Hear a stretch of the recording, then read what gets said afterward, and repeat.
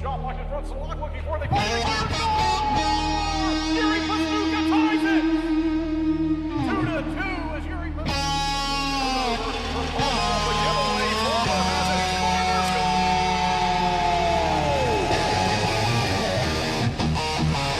Alonson standing beside Harrison. He's pumping the crowd up. It's getting ready to go now.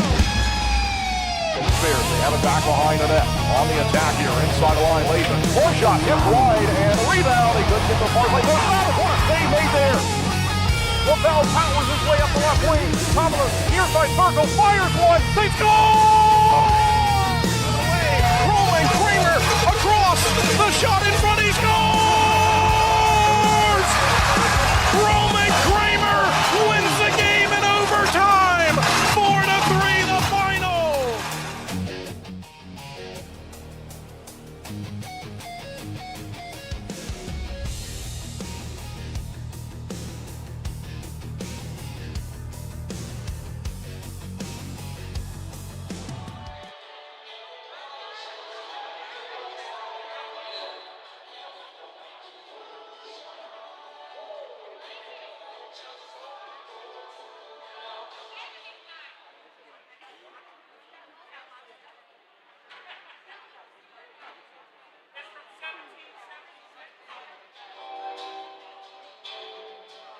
And good evening, ladies and gentlemen. Welcome live inside the Winston-Salem Fairgrounds Arena. Kendall Grayson with you as always. Twin City Thunderbirds hockey. We thank you for tuning in. It's the Watertown Wolves, the opponent tonight and tomorrow night. Huntington Bank, the presenting sponsor of the weekend. And we thank them for their partnership this season. It's a 7:05 start time this evening. Originally 7:35, but moved up to 7:05 as we have a lot of events going on right across the street. The concert next door. Wake Forest playing a baseball game earlier today as well. We're glad that you joined us for the matchup here between these two teams. Thunderbirds looking to win a game for the 18th time this season. Watertown in search of win number 14. And we'll see the Thunderbirds can pick up another win here on the season. Last time on the ice, of course, it was a nice road victory against the Monroe Moccasins on the road last weekend. And the Thunderbirds will be back on the road again on Sunday. But first, back-to-back games here to start the weekend on home ice. The Topeka Scarecrows tonight will host the Baton Rouge Zydeco. Indiana playing host to Port Huron. Blue Ridge with a home game against Petey. Danbury hosting Binghamton. And Columbus playing host to Biloxi. That's what it looks like on the out-of-town scoreboard report for this evening. As we always do, we'll keep you updated as the night rolls along. Leaders on each side. Gus Ford now with 62 points on the season. Zach White expected to play this weekend. Of course, he was out of the lineup just last weekend, so he will draw back in. At least that's the expected plan for Zach White. 43 points for him this year. Josh LaBelle right behind with 36. Boris Babick and Chad Purdy. I think we'll see each goaltender this weekend with a busy schedule in 3 games. But Purdy is expected to get the start tonight. It's Jaden Lee and Matt Lenz on the other side. Although the goaltender Ricardo Gonzalez also acquired, and also Grant Linville on the roster now too. So there's been some shakeup in net for the Wolves lately. We'll see who they send out there this evening. We'll have a look at the standings. We see the Thunderbirds in 5th place with 49 points. The Ice Cats ahead with 53 in 4th place. And on the other side, Watertown is in 6th with 41 points. So 8 points behind the Thunderbirds, but of course in a different division, the Empire Division. So we'll see some cross-divisional play here to begin the weekend. And then Athens will be the opponent for the Thunderbirds coming up on Sunday. They're in 2nd place in the Continental Division, as the Monroe Moccasins were in 2nd, and they went back to 1st as they played a game on Sunday and went back to the top last weekend. Binghamton has clinched a playoff spot on the other side, the only team to do that in the Empire Division, 106 points. They continue to lead the way in the FPHL this season. Well, the Thunderbirds earlier this week introduced gold standard pricing for tickets coming up. You can find out more about that at TwinCityThunderbirds.com, but they have the gold tier, the silver tier, the bronze tier, and all commemorating different milestones for the United States men's and women's national team. Of course, both took home gold. A $46 package available for 2 blue section tickets to mark the 46 years since the last time the men's USA Olympic team won gold. And then Hillary Knight became the all-time record holder for points and goals on the women's side, 33 of them, 33 points the record, and so the silver package available for 33, which will get you 2 red section tickets to an upcoming game this season.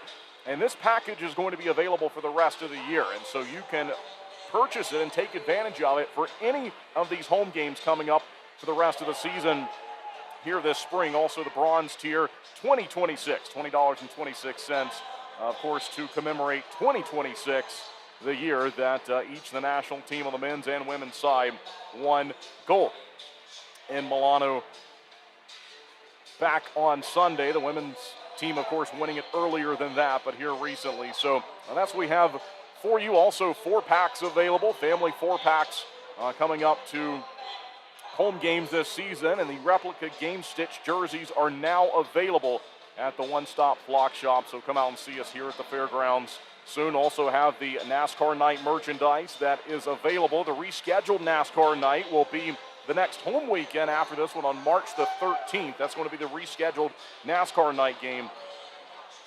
And so that's what we have to tell you about here in the pregame show. So we will step aside here in our pregame break, and when we come back, as we always do, we hear from head coach Steve Harrison with the weekend preview, and we have to preview 2 separate opponents this weekend, as it's Watertown tonight, Watertown tomorrow, and then a road game against Athens on Sunday.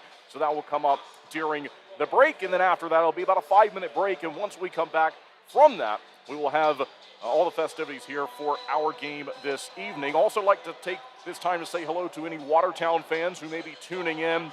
Like to thank you for doing so. We are the only broadcast in the building for these 2 games back-to-back here this weekend, so maybe picking up some additional fans here on the broadcast. Certainly would like to thank each and every one of you for tuning in here on the weekend. All right, it's a 7:05 puck drop, so we'll step aside here in the pregame show, and we'll come back with that interview with head coach Steve Harrison and much more on the way. Thanks for tuning in. This is Twin City Thunderbirds Hockey. This is more than a swing. This is a process shaped by years of craft, subtle tweaks, tested and refined until your money needs the same. Let's get more from money. Huntington Bank. When you compete at your best, you need a team that keeps you moving. At Yadkin Physical Therapy, we're proud to be the official physical therapy provider of the Twin City Thunderbirds. From the first evaluation to hands-on treatment, we focus on what matters, reducing pain, restoring mobility, and building confidence. Because performance isn't just about recovery, it's about training smarter, strength, stability, balance, and control. Our therapists tailor every plan to each individual so you can return to the ice, the gym, or the job feeling stronger. The same level of care we provide the Thunderbirds is here for our whole community. Students, weekend warriors, and families helping you stay healthy and perform at your best. Yadkin Physical Therapy in Yadkinville. Call 336-677-1800 or email ypt@yadkinphysicaltherapy.com. When it comes to performance, speed matters, just like on the ice. Introducing same-day dental crowns right here at Twin Oaks Dentistry. With cutting-edge technology, we craft crowns on-site, eliminating the need for temporary. As proud sponsors of the Thunderbirds, we understand the need for top-notch performance. We're more than just dental care. We're your partners in achieving your best smile. Kendall Grayson here with head coach Steve Harrison for our weekend preview. A couple of different opponents to preview here this weekend, Coach. It's going to be a long one, but certainly glad to be back on home ice. But I think we can start back on Saturday of last week. Your team took a loss there on Friday night, but a nice bounce-back effort and played the right way and got a good result against Monroe. Yeah, we talked about it earlier in the week. We probably take away about 8 or 9 shifts in that first game, and I didn't mind our game. As I said, we seemed like we got better and better in the the second game. So we got to repeat that this week. But we got to be a little bit better Friday night. And this team's coming in; they're hungry. They're guys are fighting for jobs, and they're in a situation where, and I've heard they work hard, and so we're going to have to be ready and make sure we take care of our business and play the way we want to here. So. Everyone's the Watertown's coming in, but they're coming in. They got pride and they work hard. And I know the coach there is one is a player, and I said he's coming in here making sure that they put their best foot forward. So we've got to be ready. And plus we got a game on Sunday. But we got to take one at a time and wait to see what happens on Sunday.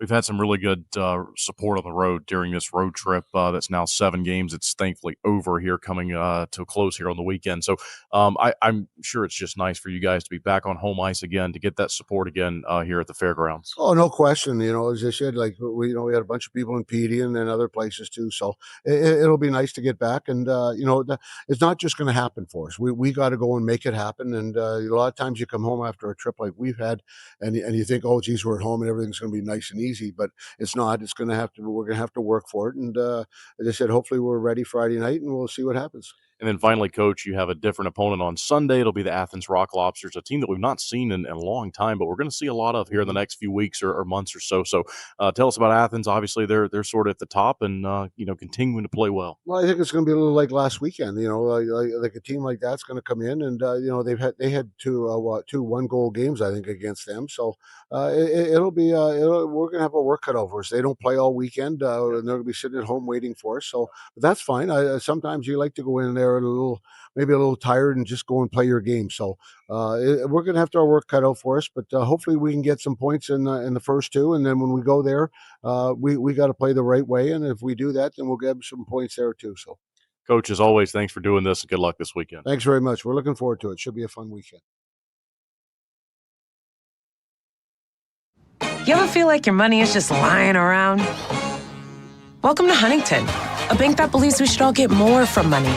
Like a path to turn all those late nights into beach days, sunscreen Noel, and a nudge when you've got enough for the goat without wiping out the groceries. And anything to make life easier for all you small business owners. We see you, Dad. Banking isn't just checking and saving. It's about getting more from money. Huntington Bank.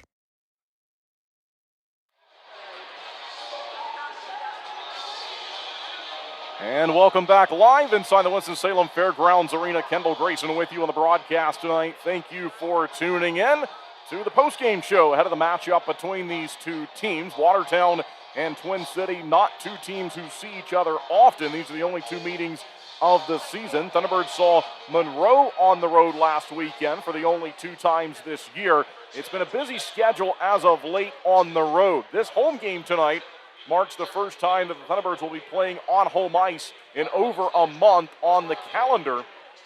The original NASCAR night that we had to sort of change last minute, although Joey Logano was here and did a great job. We thank him for joining us back on January the 24th, the weather-affected game.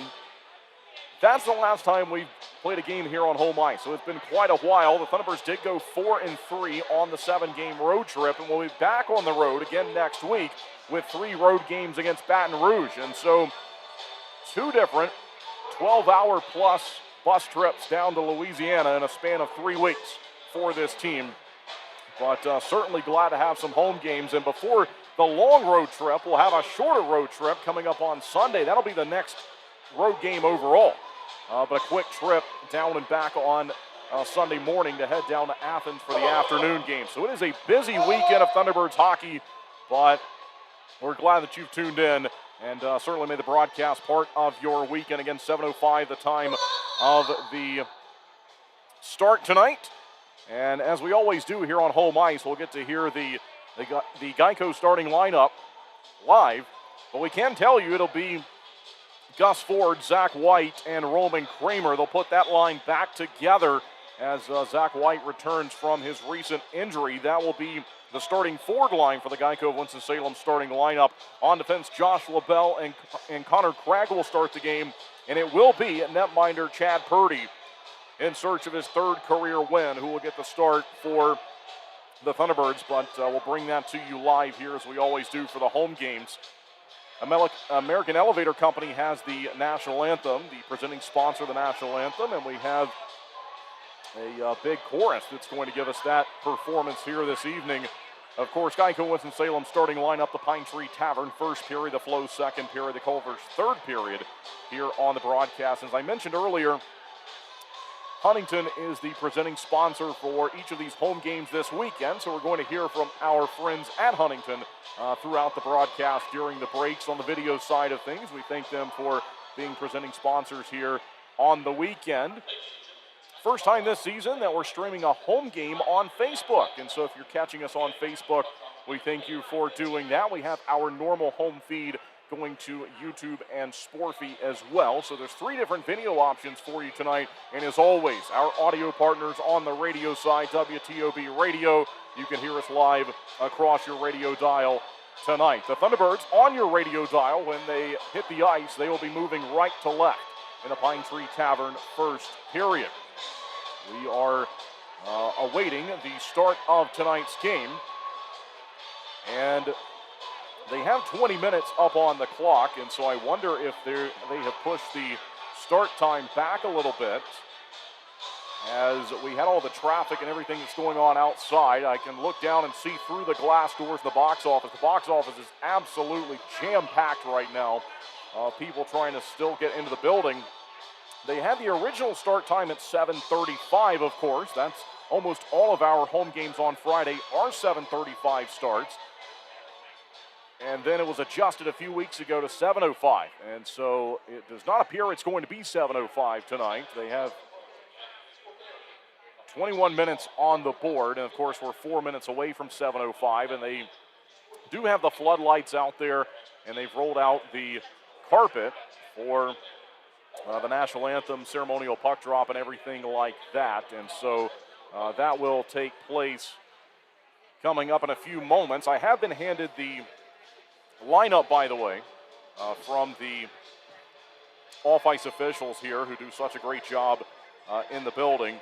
And so we do see Chad Purdy starting tonight. They have circled 31 around him instead of the number 72. And it's the first time that Chad Purdy is going to play a home game.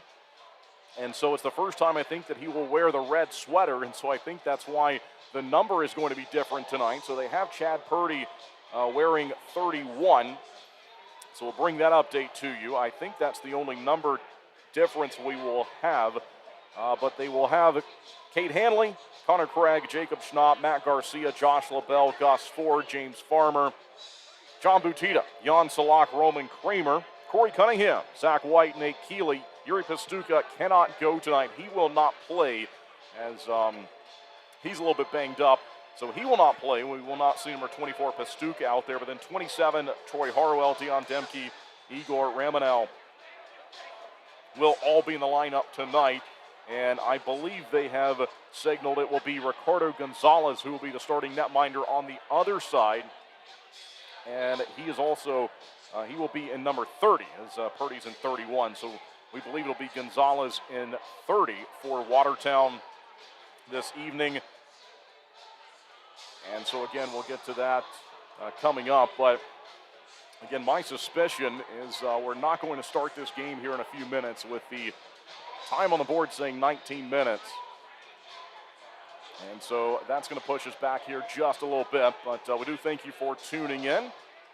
And on the audio side of things, we'll give our partners at WTOB Radio a pause for a station identification. We'll do that now and let them do that as we are just past the top of the hour.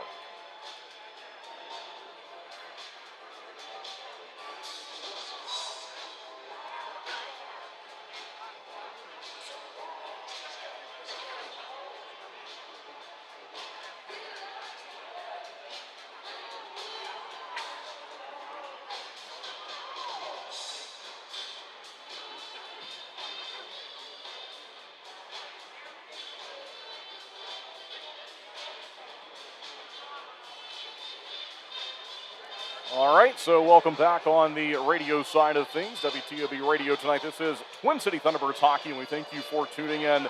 Kendall Grayson with you as always, getting ready to go for this home game that the start time has been pushed back just a few minutes. And so we are anticipating roughly a 15-minute delay here to begin this game. So that's why we are not playing right now. It's 7:04. But again, they had the original start time to 7:35, and so if it gets pushed back anyway, I wondered if maybe 7:35 would have been the best bet as it turns out to begin with. But I think they try to get everyone in here early, and that apparently has not been the case. I think it's just the second time they've had to do this season. So all things considered, with as much traffic as there is outside with events that go on across the street, thankfully it's only the second time this year we've had to deal with something like this. So again, here are the games that will be going on across the league this evening, and we will keep you updated. There was a couple of games back on Sunday. So I mentioned that Monroe had jumped over Athens to reclaim the top spot in the Continental Division standings. That was from an 8-2 victory on the road against Baton Rouge back on Sunday. There was an 8-3 score on the road for Blue Ridge over Biloxi. So that was the movement that we had in the standings after our last game back on Saturday. And coming up tonight again, it'll be Port Huron on the road to play Indiana. PD will have a road game against Blue Ridge. Danbury playing host to Binghamton this evening. Columbus playing host to Biloxi. And Topeka will play host to Baton Rouge all later tonight. And those games do not start. The earliest one is at 7:30. And so, again, our game has been delayed. We'll stay right with you for now, but certainly like to say thanks to everyone if you're tuning in and not yet here. If you're in your vehicle trying to get parked and get in here to see some hockey, we have backed the game up roughly about 15 minutes backed up the start time, and so we're not playing. We're live here. This is live here in the building, but we're not playing right now. So hopefully everyone can get to their seats in time to see the puck drop tonight. At least that's the hope. But again, the Watertown Wolves are in town here this weekend for back-to-back games. The only time that we'll see them this season, and they are in 6th place on the other side for the Empire Division standings. We had a look at those earlier. We'll go back to them now and see the Wolves in 6th place as they are one spot above Indiana. So it's Indiana with 29 points. Watertown's ahead with 41. And then a bit of a gap back to Danbury with 53. And so that's the goal for the Wolves, is try to start to overcome the deficit there on that side. It'll be hard to do because Topeka's all the way up at 65 points in 4th place. And then Blue Ridge was 66, Port Huron was 72, and Binghamton leading the way with 106. So that's what it looks like on that side. On our side, in the Continental Division, it's Monroe leading the way in 1st place, Athens in 2nd place, Columbus in 3rd, PD in 4th, and then the Thunderbirds sit in 5th. And right now, as it stands, it's a 4-point margin to the Thunderbirds back to, from the Ice Cats back to the Thunderbirds. And so these games, we've been saying them really all year long, but at least here in the last month or so, it's critical time, it's critical hockey that's being played here. There's 3 points available in the standings each and every night for a regulation win. They'll give you 2 if you win the game past regulation here in the FPHL. And so with the Thunderbirds in 5th place, just 4 points behind the Ice Cats, and they do have 2 head-to-head games remaining in the season. That's the second to last weekend of the year. There'll be a home-and-home series that weekend. Thunderbirds do have a game in hand on the Ice Cats. So Twin City has played 38 games. PD has played 39 games. So there's an opportunity there as well for the Thunderbirds eventually to catch them in terms of games played. So they have the opportunity for 3 more points now. But both teams playing pretty good. PD's won 7 of their last 10. Thunderbirds have won 6 of their last 10. And for Watertown, the opponent tonight, they've won only 2. And they enter tonight's game on a 4-game losing skid, so they'll look to turn that around and start to build some points here in the second half of the season. Thunderbirds looking to win here on home ice. They've been really good on home ice this season. And I mentioned there'll be a road game on Sunday, road games next weekend, 3 of them on the road against Baton Rouge. But certainly would like to put points on the board in the standings for these home games when you can. We heard from head coach Steve Harrison, as we always do, and we thank him for doing those interviews for the weekend preview. And, he mentioned something to the effect in, the interview, and again, I'm paraphrasing here as we heard it a few moments ago, but, he said to me, just because you have the home games, that doesn't mean that you're going to win or, that anything really changes. You still have to come out and play well. You've got the support of the fans behind you when you're playing on home ice, but you still have to go out and do your job and play good hockey because, just because you're on home ice, it tends to help in the travel situation. Obviously, Watertown has traveled a long way to get here, but that doesn't mean anything. There's no guarantees as far as that goes, but you do see opportunity ahead when you're playing on home ice. We'll see the Thunderbirds can start the weekend well. And I mentioned sort of a quirk in the schedule with the Thunderbirds playing two long road trips in Louisiana 3 weeks apart, or within 3 weeks. Athens is not playing tonight or tomorrow night. And so Coach Harrison mentioned this as well, that the Rock Lobsters are going to be waiting for the Thunderbirds to get there on Sunday. So that's another big advantage when you talk about scheduling. So there's a lot of opportunity that's available here this weekend. There's 9 points that the Thunderbirds could put in the standings that would certainly go a long way. And they'll have the same opportunity to do that next weekend and the week after and the week after, because now we're in a stretch of the season where Twin City is going to play 4 consecutive weekends playing 3-game weekends. Now, only one of those games on Sunday is here. The other ones are on the road. There'll be a road game on Sunday in Athens, a road game the following weekend against Baton Rouge, and then once again, another road game against Athens on Sunday the 15th. So this will be the only one on home ice on the 22nd against Biloxi. There's going to be 3 games that weekend, back to back to back, all of them against the Breakers. We do not travel to Mississippi to play the Breakers this season. They make the trek to Winston-Salem. So we'll see that team play that weekend. But that's what we're looking at here in the near schedule for this team. And again, we'll see if the Thunderbirds can find 3 points in the standings tonight and then turn around and do it again tomorrow night. We're still waiting for puck drop this evening. So if you're just now tuning in, if you're on our video side on Facebook, on YouTube, on Sportfeed tonight, if you're listening in on WTOB Radio, we're still waiting for the start of tonight's game. So you haven't missed anything yet, as they backed the start time up roughly 15 minutes, we were told here, from the scheduled 7:05 start, back 15 minutes. So they have the clock in the building winding down. We see that now at 10:44. And so we expect to see some hockey when that gets down to 0, or at least very close to it. So again, that's the update that we can bring you here in the facility. As I mentioned, with everything that goes on in the shared parking lot and things like that, it's really a wonder this doesn't happen more often. They try to get everything coordinated the best they can, but sometimes the traffic outside can be very unpredictable, and certainly don't want to have people who have purchased tickets and expect to be here and see a hockey game dealing with something that's really out of their control with the traffic buildup outside. I typically don't have to deal with much of it, but I get here about 3 hours before puck drop, and so when you're coming in that early, there's certainly not much going on. But even then, I say that today, you could tell that traffic was already building that early, and they had all the streets blocked off outside. We did send out some parking information today, and in anticipation of this, and so we did send that out through emails to season ticket holders, to sponsors. If you are a season ticket holder or a sponsor and you're not on that email list, feel free to send me an email throughout the week, and we can certainly get you added to that. But we did have the parking information that we sent out earlier today from the adjusted parking info, as they were going to close down Deacon Boulevard. We were told at roughly 5 o'clock today, and they were looking to send everyone through Gate 7 in both directions. You could arrive in either from the south or the north to get to Gate 7 at the midway and go in from there and park in that area. But our normal parking lots here and the shared lot that they have with the Coliseum next door, that was going to be taken up by the event.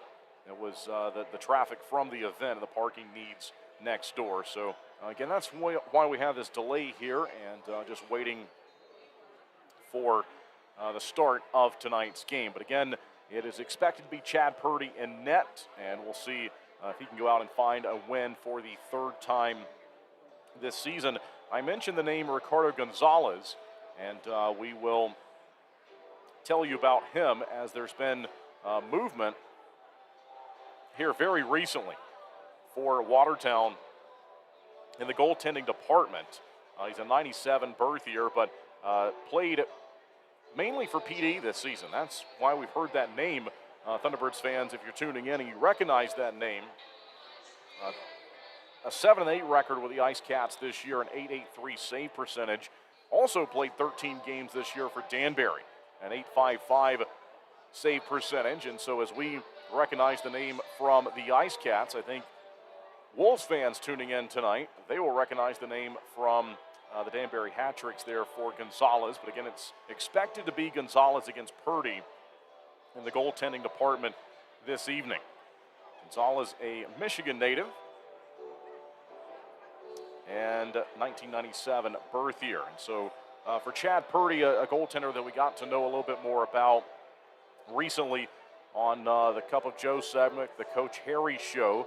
The guest on the Coach Harry Show this week was Matt Garcia, and Garcia did a great job, by the way. I was told by several fans after the fact they really enjoyed him. We were live at Earl's and had a good time, and he had been unfortunately shaken up earlier in the day at a practice, and so had some stitches and some dental work that thankfully I don't think had to go too far, but at least got to keep all of his teeth. I know he was happy with that, but he was a really good guest on the program. We appreciate him for doing that. We will be live at Dave & Buster's this upcoming Tuesday, and then the Coach Harry Show can be seen on Thursdays. We will do something a little bit different in the broadcast tonight, as we've been working with different ways to present those to you during the breaks.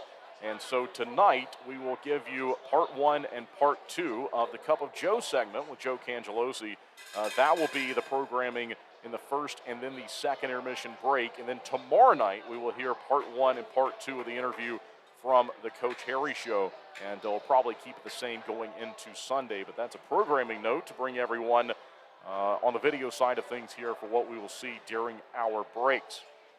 The clock is under 6 minutes. And in fact, if you're watching on the video side, we can put up the clock that's counting down there. And so you see that now underneath 6 minutes. That's synced up with the clock here in the building. And so you can see that at the top. Also have the Huntington Bank logo. And again, they are the presenting sponsor for these back-to-back games here on the weekend, the home games. It's 70s night, the promotion for tonight's game. And they are the presenting sponsor here on the weekend. So we'll have their logo up the top for you as well on the video. But the Thunderbirds here tonight looking to win a game overall for the 18th time this season. Watertown will try to win for the 14th time. Last weekend, the 4-3 win on the road for the Thunderbirds as they bounce back after the 3-goal loss on Friday night. It was Roman Kramer, Jacob Schnapp, Kate Hanley, Dion Demke all scoring in that bounce-back win on Saturday. And Chad Purdy, who will get the call tonight, 41 saves in that matchup. Really, really good goaltending from him. I mentioned this stat earlier here in the broadcast with the Thunderbirds in their 7-game road trip, 4-3 the record as they return home for the first time in over a month. And overall, I mentioned the upcoming road trips as well, both on Sunday and then the long one for 3 games against Baton Rouge next weekend. Overall, this team is in a stretch right now playing 13 of 16 games on the road. And so certainly a lot of travel here in the second part of the season. We knew that was going to be the case, and now it's finally here. And busy games as well. The month of March, of course, coming up here next weekend, actually starting on Sunday. The month of March, the Thunderbirds will play 12 games, which is their busiest month of the season. And we hear the cowbells as head coach Steve Harrison and his staff have entered the building and are on their way to the bench.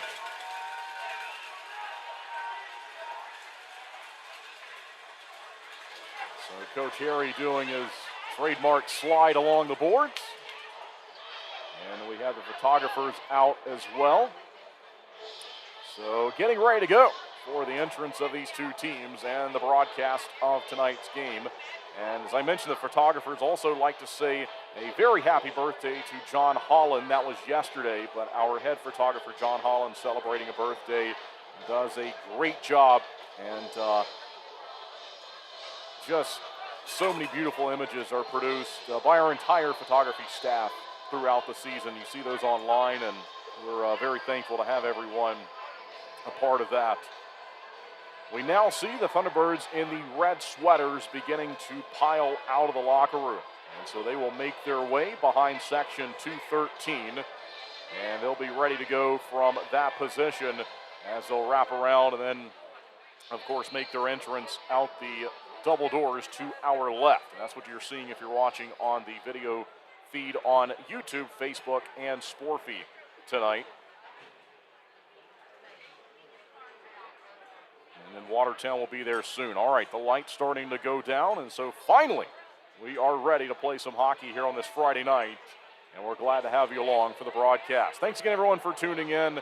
We will step back and join the entrance of this team and the announcement of the Geico Winston-Salem starting lineup. The national anthem presented by American Elevator Company, and everything that we have for you here on the way for the broadcast. Looking forward to it. It'll be Twin City against Watertown this evening. And we'll see the Thunderbirds can get the weekend started in the right direction in terms of starting to climb their way up the standings and find 3 points in this head-to-head game against the Wolves. So nearly ready to go. The red floodlights showing the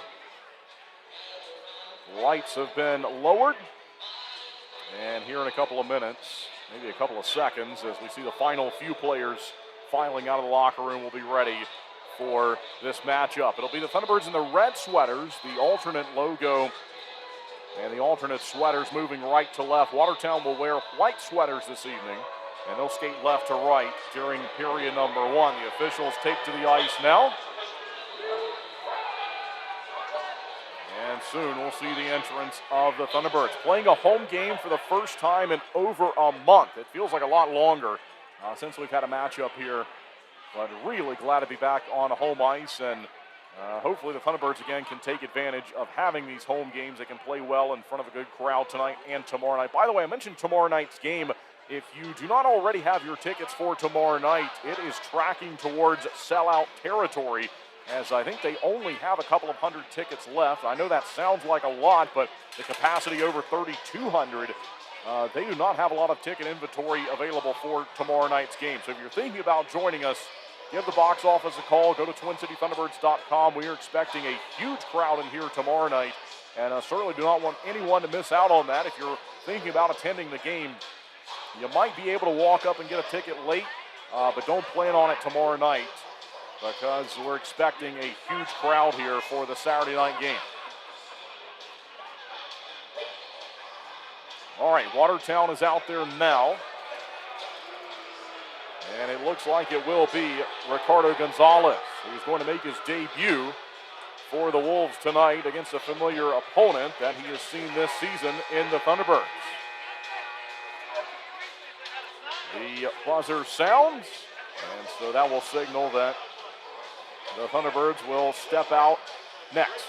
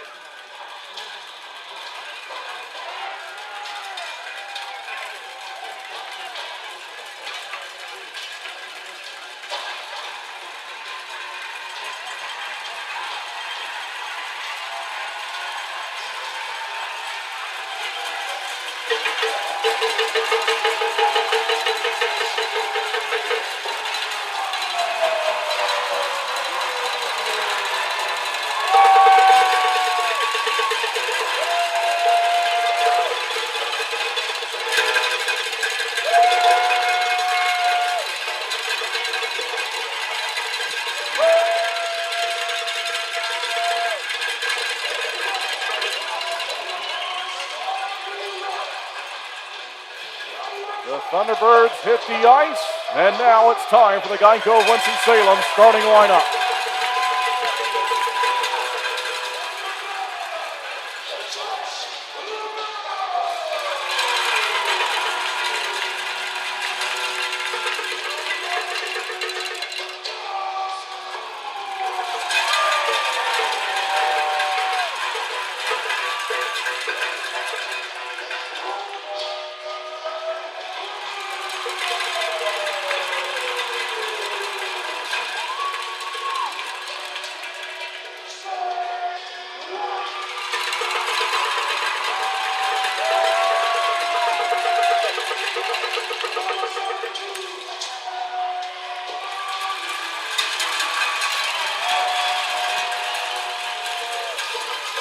Chad Purdy announced for the first time here on home ice as the starting goaltender.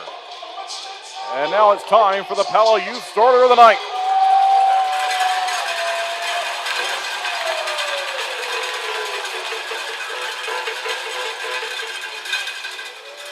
Geico of Winston-Salem starting lineup on defense. Connor Craig and Josh LaBelle at Ford. It's Gus Ford, Roman Kramer, and Zach White, the goaltender, Chad Purdy.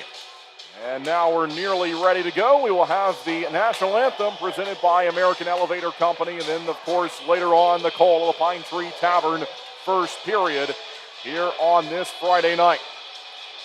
We get a look there at Ricardo Gonzalez, the goaltender for the Watertown Wolves. He was signed today after being acquired in a trade earlier this week with Danbury. All right, we will join the pregame festivities. Thanks for tuning in.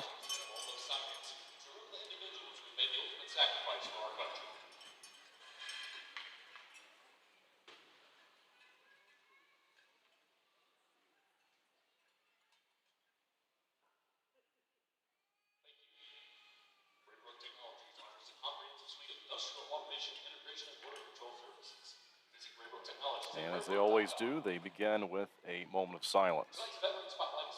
And now the Veteran Spotlight.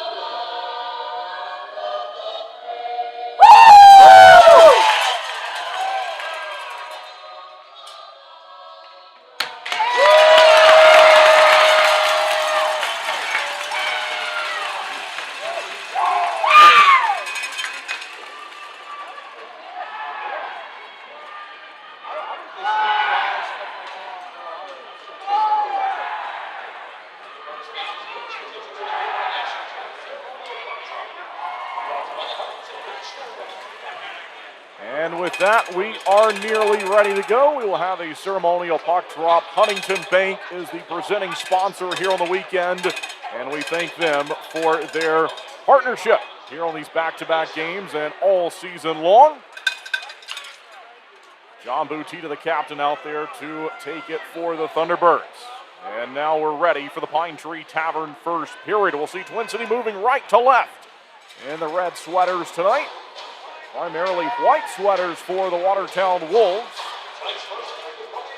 And not too different looking in color scheme than the red, white, and blue of the national teams that brought home gold in the Olympics for USA. All right, everyone, thanks for joining us.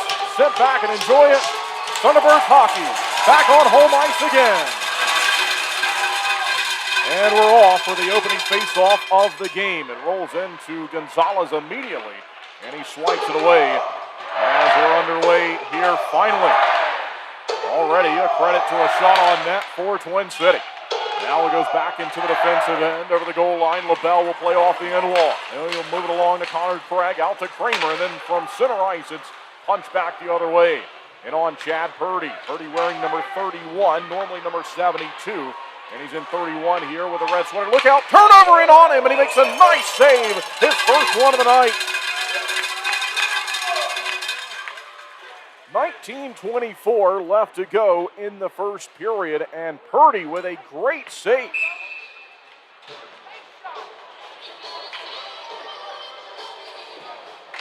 Offensive zone face-off for Watertown.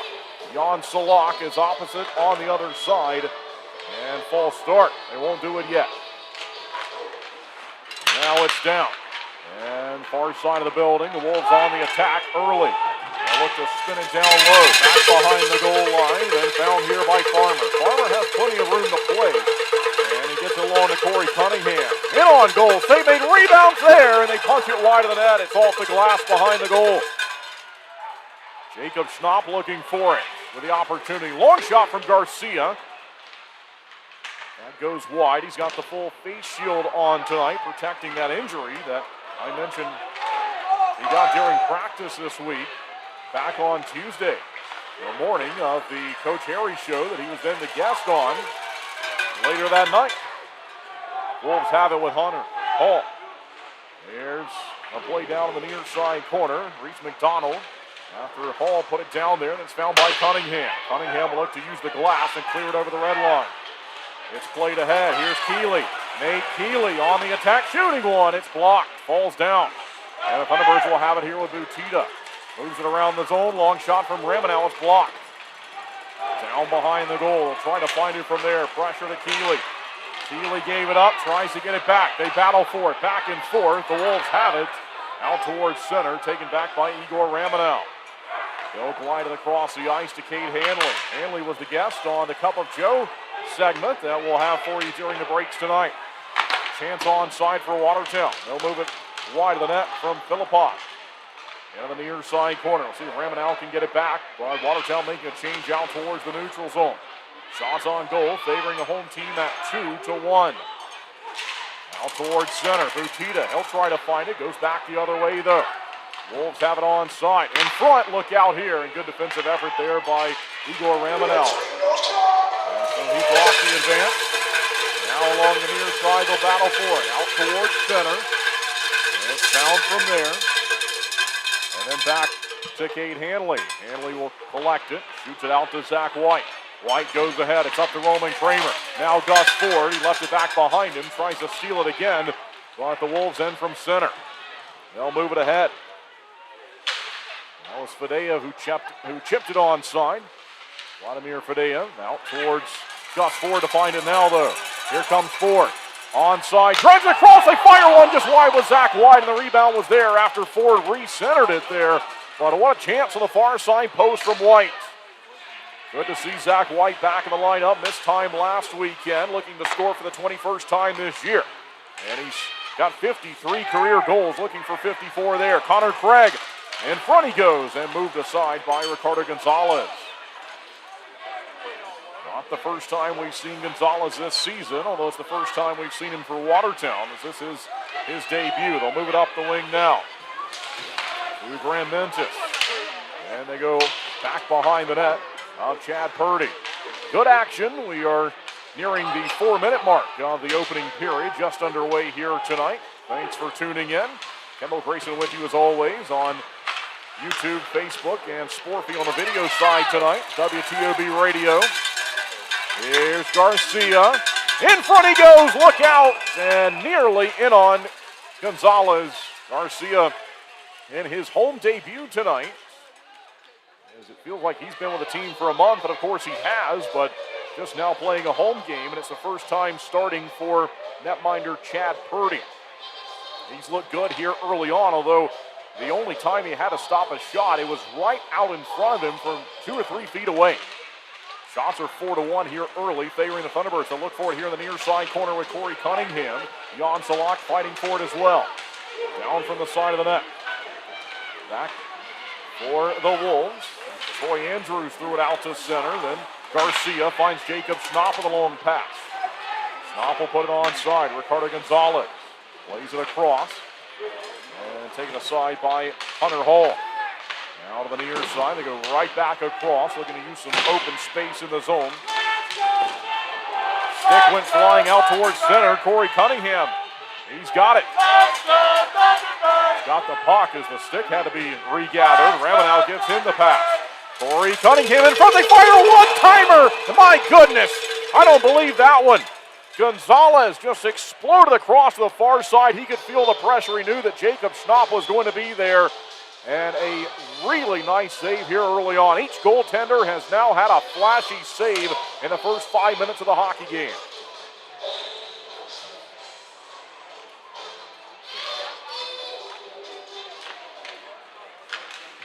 Far side face-off circle. It's back behind the goal. And the Wolves will look to move it out to the red line. They'll do that now. On the near side boards. It's stolen away. Troy Harwell with it.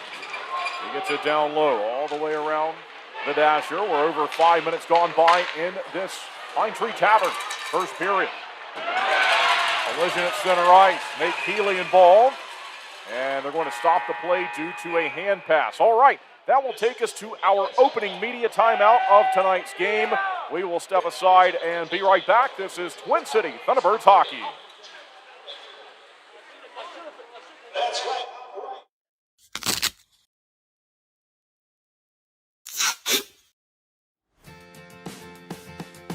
What are you doing, bub?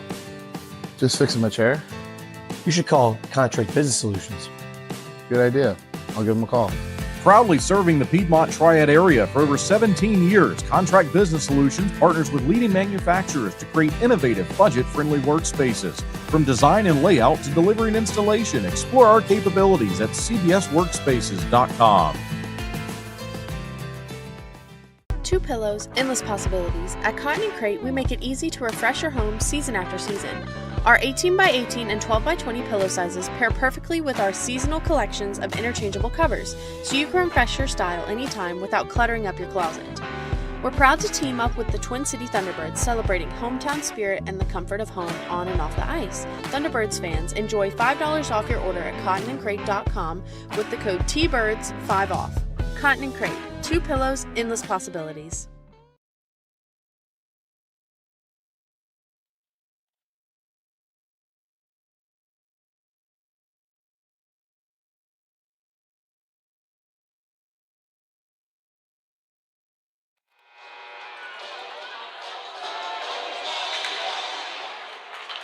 And welcome back from the media timeout. We are back early on here in the matchup. We thank you for tuning in here in the Pine Tree Tavern first period. No score on the board. 14:29 left to go in the Pine Tree Tavern first period as it's the Watertown Wolves, the opponent here in back-to-back games to start the weekend. Thunderbirds will have a road game coming up on Sunday. Long shot here. Gonzalez has it. And no further action. No score on the out-of-town scoreboard to report as games at 7:30 just now getting underway. We'll keep you updated when we do have news to report from around the league. It's been a clean game so far. No penalties called for each team.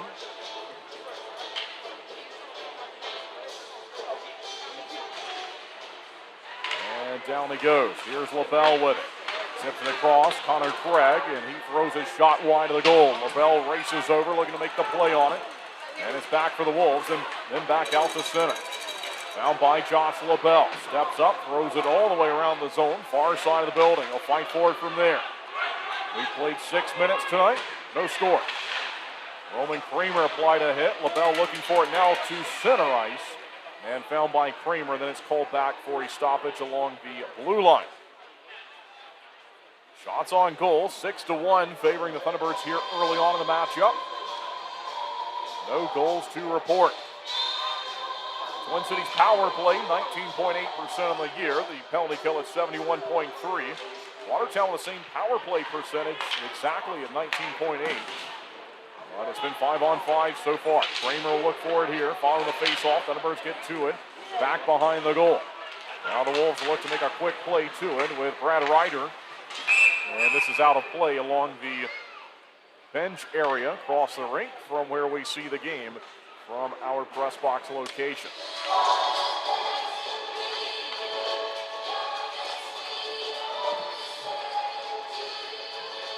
Ricardo Gonzalez signed today. He was acquired earlier this week, back on Tuesday in a transaction with Danbury.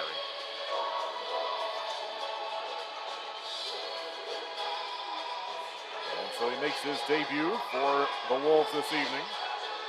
8.83 save percentage with PD this year, 8.55 save percentage with Danbury.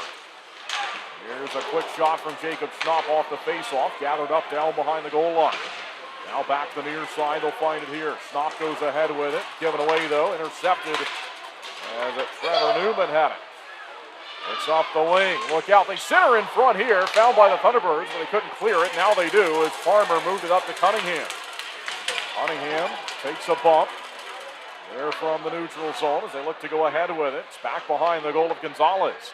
Cunningham had his bucket snapped off there for a minute, had to place it back on as the puck hit him up high. Jan Salak finds it now, Farmer. James Farmer, look out, and this will fall down, still in play. It's going to go into the bench, but this will benefit the Thunderbirds. They'll try to find it here in the attacking territory. That's 2 hours left in period one. Played by Farmer. James Farmer up the wing. He'll shoot it ahead, back behind the goal. Gonzalez to play it. Here's Kuznetsov. Dmitry Kuznetsov swings the pass. Now we'll see if Igor Ramanov can go back and find it here in the defensive territory. Far side of the building. Out towards center, found by the Thunderbirds. Ramanov went back to make the play, then it's Demke in on goal, and a glove save made by Gonzalez. So that will halt things with now an 8-2 shots on goal spread, still scoreless.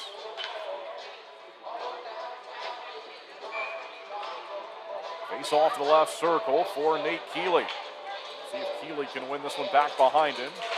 Ramanel out there with Hanley. Hanley got it here, and he fired it wide of the net. Found by the captain, John Butita. Into the corner he goes, Dion Demke. And he goes down to the rink as he got tied up. Let's see who will get called for it. It's a hold. As each player came together. And it looked like they stopped it when the Wolves had it, and indeed that's the call. Thunderbirds will go to the power play.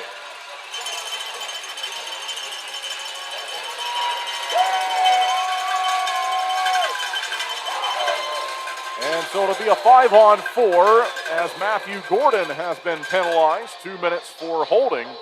And so he takes a seat in the penalty box. And Twin City to the power play. 7:56, the time of the penalty. Face-off victory here with the man advantage. Long shot in on net. It's blocked out in front, and they're looking for the rebound. Found higher in the zone, though, by Cunningham. Corey Cunningham, the Jan Salak. Cunningham goes right to the point to Connor Craig across to Gus Ford. Craig got it again. Cunningham in front looking for the tip. And it goes into the far side corner. They had that set up looking for the action in front of the goal. Here's Cunningham from the near side. Now John Butita as it's batted down. Back to Corey Cunningham. Holds the blue line. They'll try it again with Craig and Gus Ford. Ford curls in front. Backhand drive is blocked. Rebound goes off the back of the goal. Nice chance there. 1:20 left to go in the 5-on-4. Power play underway. Cunningham blasts one off the glass. Falls back down. High in the zone, they'll move it around. Good pass to find Cunningham, shoots one, rebound. They fire it in midair with Butita, but it's blocked. Jan Salak to it. They move it around. Good job here on the 5-on-4. Thunderbirds on the attack, looking for the game's opening goal. It's Cunningham. Across to Gus Ford, the team's scoring leader. Batted down, found by Jan Salak. He kicked at it and then put it right to the blade of the stick. Up top, Connor Craig, shooting one. Save made by Gonzalez. Shots are now 12-2 as the Thunderbirds had a really good stretch of hockey there on the power play, moving it around the zone nicely. They'll get their change in now and swap the power play units. 43 seconds left on this penalty. We're back with Keeley looking for it along the circle, and it went up top to LaBelle. Now Snop taken away and moved down the rink by the penalty killers for the Wolves. Found here by Josh LaBelle on this second unit being used on this power play. Cross onside. It's blocked to the line, though. Back the other way it goes. Just 15 seconds now left to go on this penalty kill for the Wolves. Thunderbirds have 32 power play goals this season. As they look to move it ahead. It was onside briefly. No one there for the red sweaters. And then LaBelle looks around, and Purdy had to come out and play it. Gave it away. Look out! In on goal. They fire and score.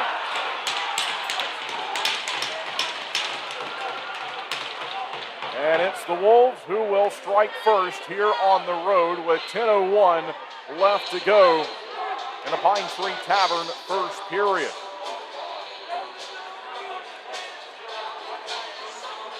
Well, Chad Purdy was in between there, and he chose to come out and play it as Josh LaBelle sort of got turned around. He was looking over his shoulder each way, and then as they went by him, Purdy needed to come out and play it. And once he did, it was given away.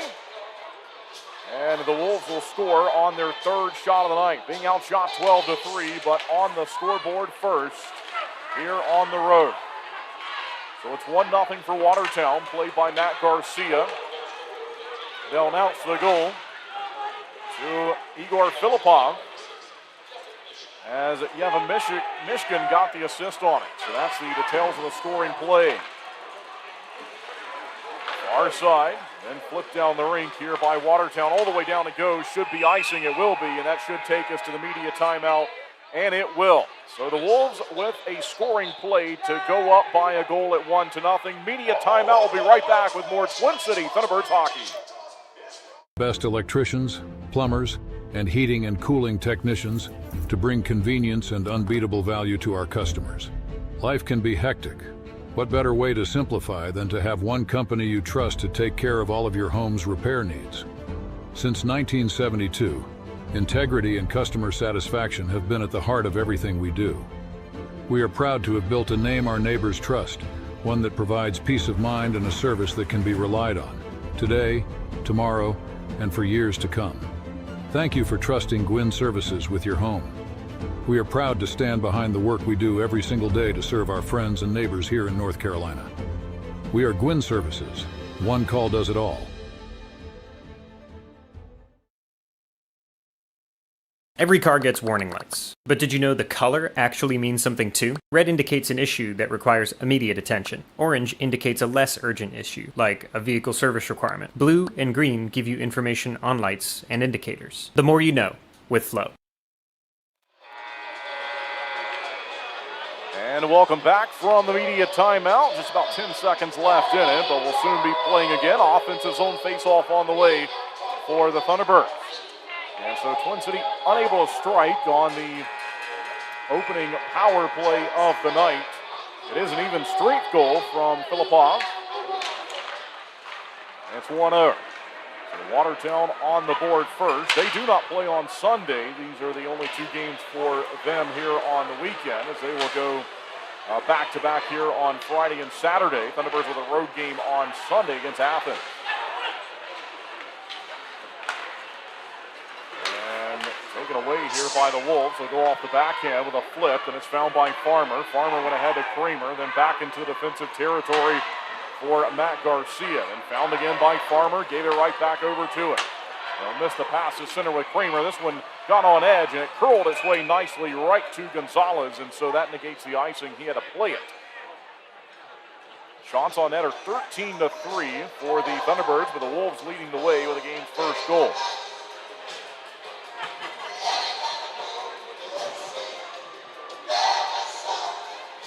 Twin City split games on the road last weekend at the Monroe Civic Center.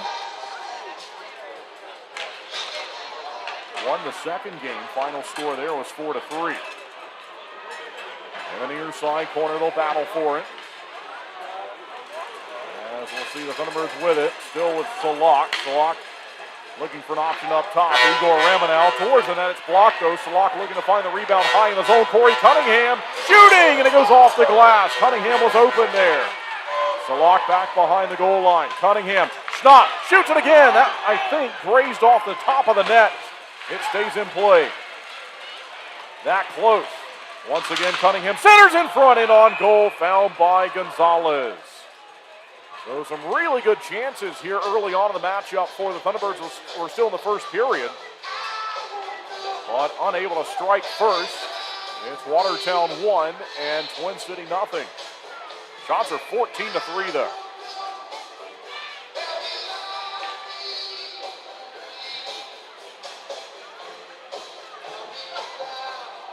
Face off to the left circle for Nate Keeley. It went straight ahead into the corner. All the way across the building, out towards the logo at center. Found here by LaBelle. LaBelle moving to Harwell, but it's offside. They have to call this one back at the blue line as they were in just too soon. So we stop with 8:09 left in period number 1. Out-of-town scoreboard report. Binghamton on the road, leading Danbury by a goal. Columbus has a 1-0 lead on home ice over Biloxi. Face-off victory, found by LaBelle. LaBelle trying to go forward and then eventually moved it to Harwell. John Butita, top of the far side circle. Thunderbirds looking to tie the game here in the first period. Long shot in on net. Rebounds there, found though by Watertown back behind the net. They'll use the safety behind the goal there as Trevor Newman found it. Down the rink, looking for Reese McDonald to make a play on it. McDonald here behind the goal. Out on the near side, he's crunched. Given a check by Keeley. Now looking to spin away from the attack. It's loose in front of Purdy. He tried to put a glove on it and stop the play, unable to cover it. And so it's back to center ice. Shots are 15-3 now. In front of the goal of Gonzalez. That's where the play has been for the most part to our left in the attacking territory of the Thunderbirds. Here's Farmer to play it. Farmer backtracks his way behind the goal. Out towards center, they'll miss the pass. And back the other way as it was flipped ahead by Dustin Henning. Onside a chance for the Wolves. Farmer gets over, makes a defensive play. Garcia looking to run it down along with Zach White on the far side now. Back behind the goal, Farmer. He'll find it off a deflection, look out, up and out of play. And so that makes its way into the seats below us. And stops the action with 6:51 left to go. Nice applause here as an older fan found that one and gave it to a younger fan. Great to see. So someone's going home tonight with a nice souvenir. Defense's zone face-off, found by Twin City as we're back. Moved up to Roman Kramer. Kramer steers it across the zone, all the way across the rink, and then Watertown with possession, and they'll move it back onside here. Turnover, back to Kramer. Roman Kramer steps onside, chances with it, makes a nice move, curls again, what a play in front, and he fired off the backhand, a save made by Gonzalez.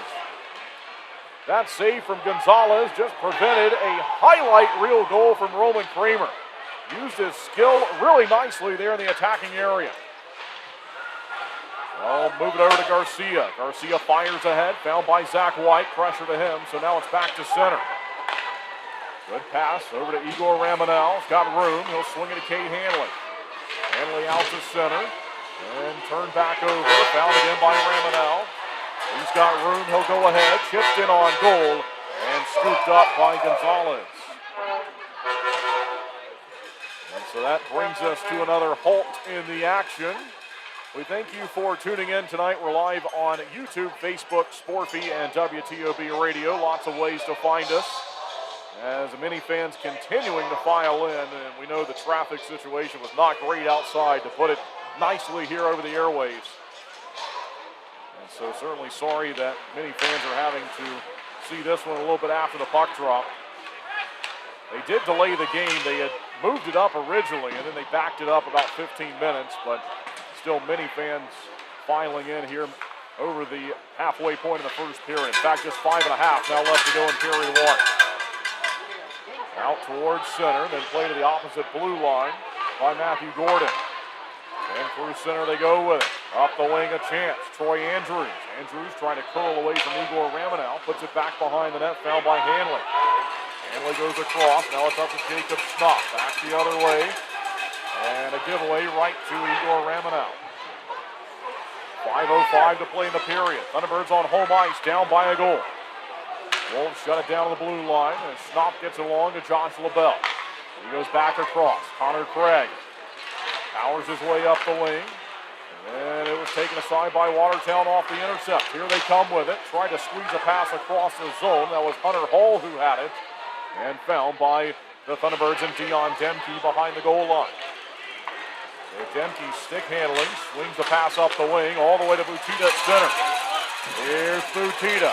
Loads up, shoots a quick one, trying to surprise Gonzalez, and he shut it down with a stick save. Back behind the goal. This time it's Keeley. Keeley's run into. Now Butita. Up top, LaBelle shoots it, blocked in front. And then gathered up by Adam Zimmerman, the former Thunderbird. Out to the logo, found by Craig, and then eventually Dion Demke. Zimmerman wears number 17 for Watertown. He wore 15 when he was here with Twin City earlier this season. Up the wing, now it's Keeley. Here's Nate Keeley, waiting, surveys the rink, tries to find a good option. Run into though by Chris Corrigan. Now to look to find it all the way through center, and back down it goes. This is in the defensive zone. It goes across the goal line, and no icing. So found by Butita. He'll be forced to play. Long pass, and it nearly landed out to Roman Kramer. That would have been a one-on goaltender. It would have been Kramer against Gonzalez on the breakaway, but that was just stopped just in time. Now Watertown's got it in on goal here. In on net, covered up by Purdy. And that should take us to our final break of the period, and it will. All right, media timeout. We'll be right back. More Twin City Thunderbirds hockey on the other side. Being your best is hard. You gotta take care of yourself. You got your husband. Let's put in a pool. For the kids. For the kids. Forget the car. How about a motorcycle? And if you own a business? We need servers from, like, this century. Yeah. At a Legacy Federal Credit Union, we're committed to helping you be your best you. Whether it's with an unbeatable car loan rate, home equity line of credit, or small business help. Who's the best? Visit alegacy.org for our best rates. Maple Chase Golf and Country Club offers the best in recreational amenities in the Triad. Come enjoy a meal at the Pinebrook Bar and Grill, relax by our pool and cabana, and gear up at the Pro Shop while sharpening your skills on our 9,000 square foot putting green, and play around on our 18-hole Ellis Maples designed championship golf course. You can find out more at maplechasecc.com. That's maplechasecc.com.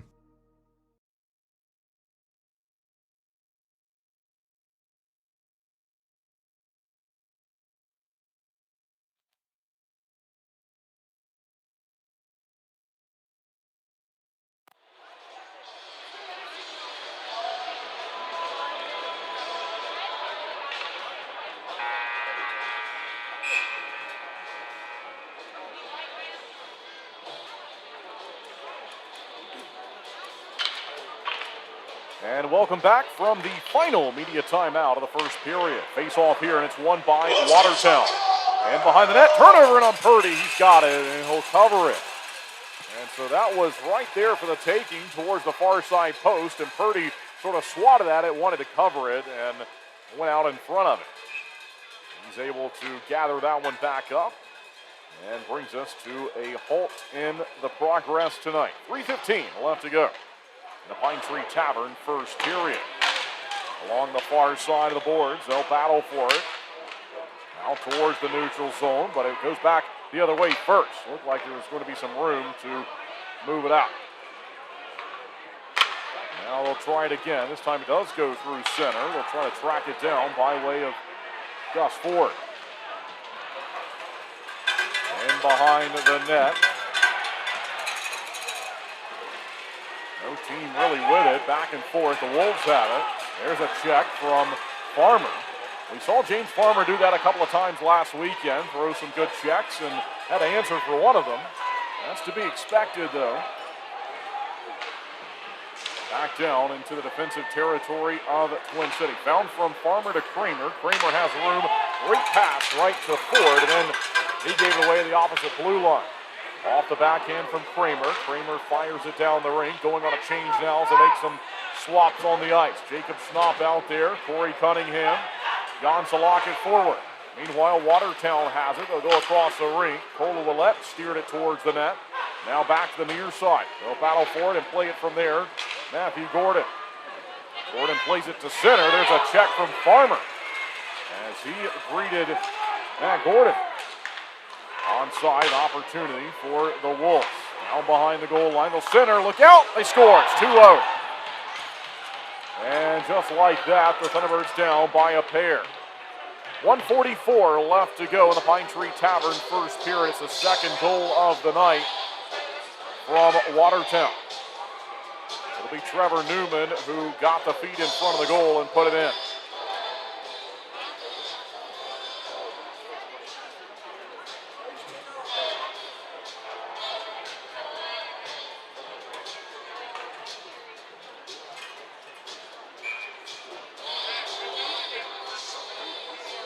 Off at center ice, and we're back as the Wolves get another goal here late in period one. And on Purdy, he puts a stoppage to the play as he throws his glove on it. Purdy looking for a win on home ice in his debut on home ice, the starting goaltender, as he collected a couple of wins in the last few weekends, one on a Sunday in Florence and then one on a Saturday last weekend, the Florence game against PD 2 weekends ago, then last weekend, Saturday night against Monroe. Trying to do it here on home ice. Back behind the goal, Purdy looking on as Hanley had it. Now it's out to Butita. Butita looking to put the Thunderbirds on the board for the first time. Butita in front, he goes, score!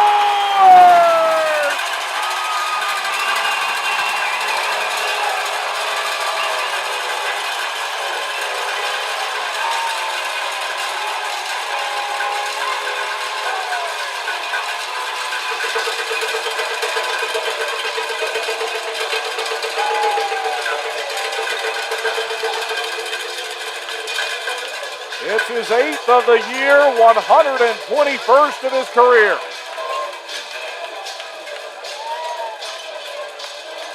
And that is a big answer to what had been back-to-back goals to start the game for Watertown. Now the Thunderbirds answer, and they look to do it again. Kramer, and it's up and out off the deflection. So a long shot there from Roman Kramer. Goes out of play from the deflection, but a big scoring play from John Butita to cut into the lead and make it 2-1.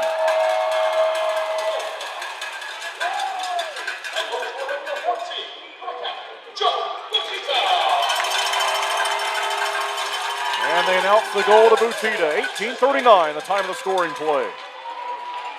As we're back. Thunderbirds looking for it with Kramer. They find it, curls in front of the goal, and stolen away from him at the very last second. Here come the Wolves, up the wing. And they nearly gave it away. Now the Thunderbirds will have it. Under a minute to play in period one. Zach White gives the pass to Roman Kramer across to Connor Craig. Craig back to White. They play catch from the defensive zone. Now he'll look up the rink and try to find an option. Slides it slowly to Kramer. Kramer looked to give it right back to him, but it was taken away as he was outmanned 1-on-2 along the near side boards. Watertown zips it out to center ice for Grant Mentis. And it's back the other way. Ford eventually up to White. Nearly stepped onside with it. Now 20 seconds left to go in the first. It's 2-1 for Watertown. 15 seconds left. They got it onside late in the period, and on Purdy shut it down, but he spat out a rebound, and they'll look to center and shoot, and it's up and over it. Down behind him now, 5 seconds left to go in the period. Across the zone, out to center. That's how the period will end. And so we head to our first intermission break with the Thunderbirds on the board, but they're down by a goal at 2-1. And that, as I mentioned, certainly a big answer on the scoreboard for Butita after back-to-back goals scored by Watertown and Filipov and Newman to start the game. 9:59 the time of the goal from Filipov, 18:16 the time of the goal from Trevor Newman to make it 2-0. But then a very quick answer from 18:16 to 18:39 the time of the goal for Butita. Shots on net in the Pine Tree Tavern first period favored the Thunderbirds at 19-9. All right, everyone, we thank you for tuning in. We will step aside for our first intermission break. Kendall Grayson with you as always, and we'll be back later on after our intermission programming with more Twin City Thunderbirds hockey as the Thunderbirds are down by a goal at 2-1 after one. Wouldn't it be great if our kids knew how to use money? Bye, Mom. Like legit knew how to use it. Like check your balance before the donut knew. And gotta pay your debts before you buy stuff new. Yup, good call. In short, for the right things, go ahead, splurge a little. We can help. Let's get more from teen banking. Let's get more from money. Huntington Bank. Flo Cadillac is a proud sponsor of the Thunderbirds. Visit 1400 South Stratford Road for a free test drive. Or go online to flowcadillac.com to schedule a sales or service appointment.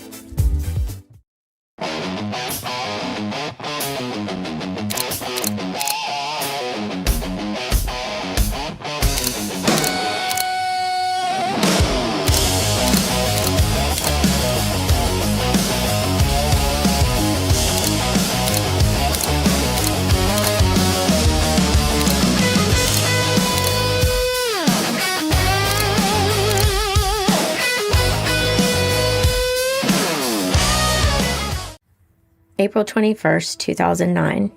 Dear Amy, today your life is going to change forever. At 5 p.m., you will give birth to a little boy, almost 3 months premature. And a doctor tells you that your little baby has a brain bleed. And the hardest part is when you pack up to go home from the hospital, he won't. But he won't be alone. And all the doctors and nurses at Atrium Health are going to take such good care of him. And they'll reassure you that there's no better place for him to be. But as time passes, you'll begin to understand this child is special.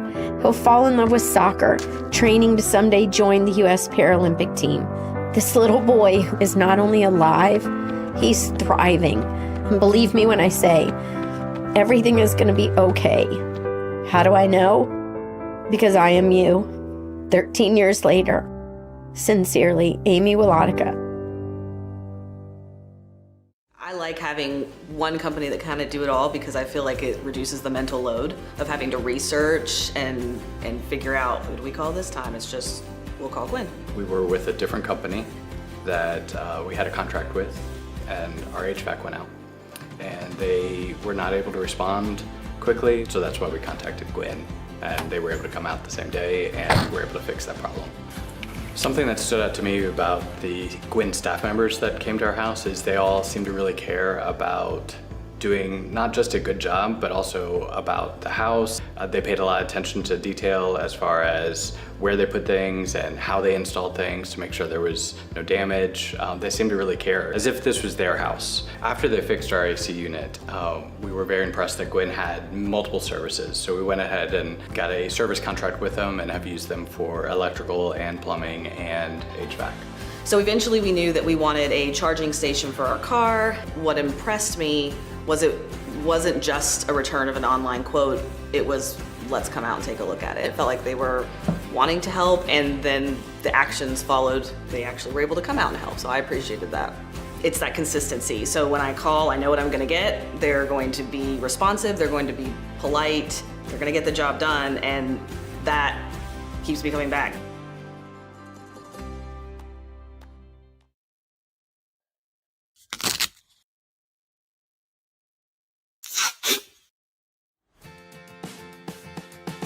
What are you doing, bub? Just fixing my chair. You should call Contract Business Solutions. Good idea. I'll give them a call. Proudly serving the Piedmont Triad area for over 17 years, Contract Business Solutions partners with leading manufacturers to create innovative, budget-friendly workspaces. From design and layout to delivery and installation, explore our capabilities at cbsworkspaces.com. Looking to buy, sell, or invest in real estate around Winston-Salem and the Triad? Meet Jennifer Sapp, your trusted local realtor.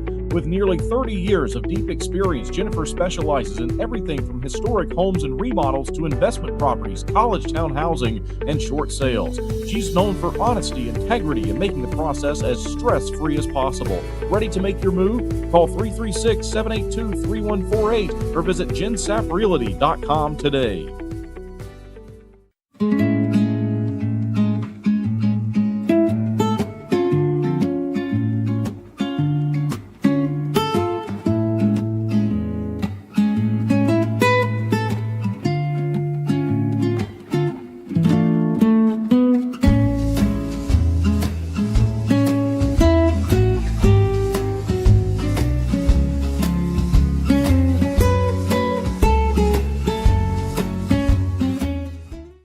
All right, welcome back, Thunderbirds fans. This week on Cup of Joe, I got number 3, Cade Hanley.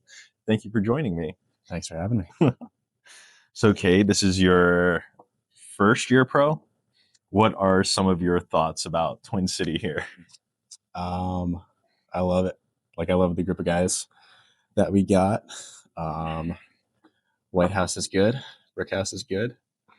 But good group, having fun playing hockey. I was gonna say, I've heard the houses are quite a circus. What's your viewpoint of those? Yeah, they're pretty fun. I'm in the White House. Yeah. And so who's in that one again? It's me, Schnapp, Farmer, Mikey, Connie, Purdy, and Troy and LaBelle.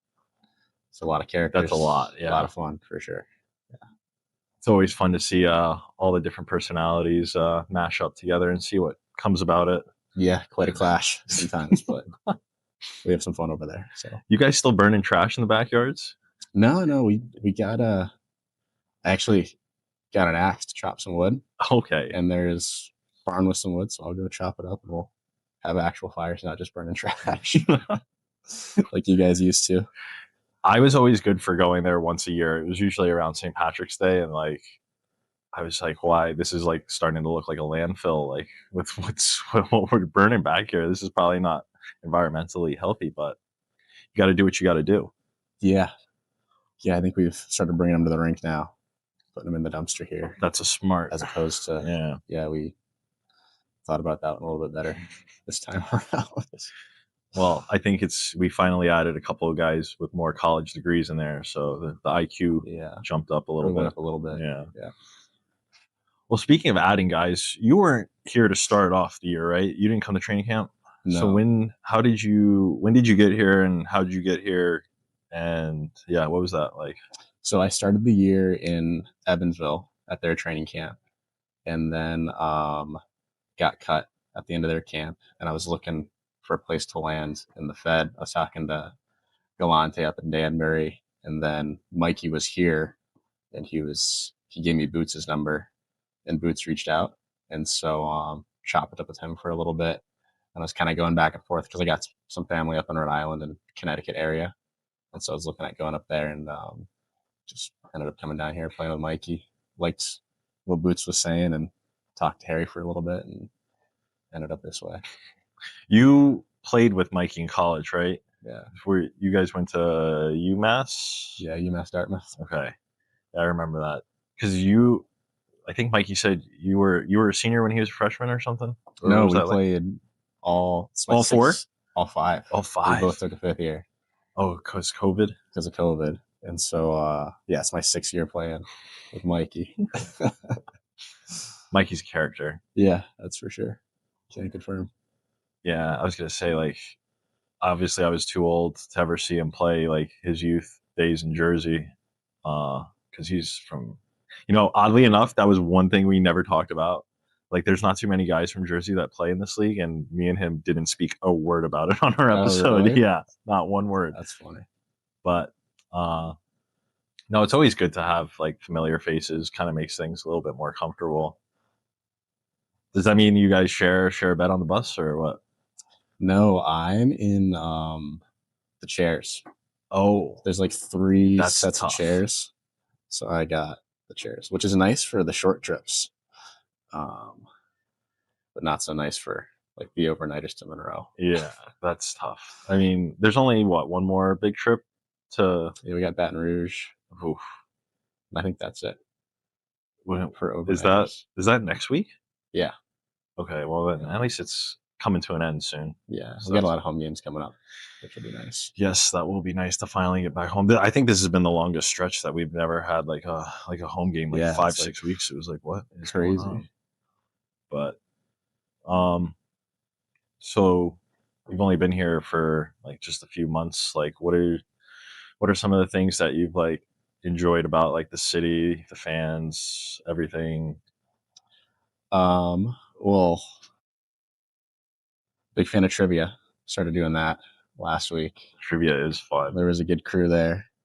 So I think I'll keep doing trivia at, what's that place called? Incendiary Down by Bailey Park. Yeah, that and was that's a fun one. That's a cool spot too. I ended up going to that taco joint across the way, and that was good. But it's a good little downtown area. Fans are awesome at home games. Booster Club is like really well run, and so yeah, I always say the Booster Club is very passionate. They are very passionate, for sure. Throughout the years, they've had to deal with me, kind of be passionate back to them, but in the end, no, we really do appreciate everything that they've done. They mean well. Yeah, for sure. They mean well. Ralph knows what I'm talking about. But yeah, so like, what are some of the things besides trivia? I know you guys do yoga. You mostly just at the house? Yeah, just chilling at the house, hanging at the house, and working a little bit. So I'll DoorDash a little bit just to make a little bit of extra money. Oh, really? Yeah. Have you had any interesting interactions with people down here? Not really. It's been like pretty standard. Just go in, pick it up, drop it off. I've had some interesting interactions with people just downtown. Like the other day, some guy was asking me for money, and I was on my way to yoga, and I had a conversation with him. I was like, I'm sorry, like I can't help you out. He goes, no, you did more than enough with your kind words. I was like, you have a good one, man. You're welcome. So like, but then there's some people that get mad at me for like saying like, I'm sorry, I don't have my wallet. I'm literally going for a walk. It's up going for a walk. So I'm kind of like, I've never too many strangers. I don't know about dropping off food, but well, because you're right downtown, right? Yeah, that's a good spot. Well, wait till the summer. That place gets crazy. Yeah. The last summer was my first summer downtown, and they had to remove the furniture in one of the parks because I think the homeless people were throwing it at each other one night, and then they also had to. Our internship program, the purpose of it is to find full-time Huntington colleagues.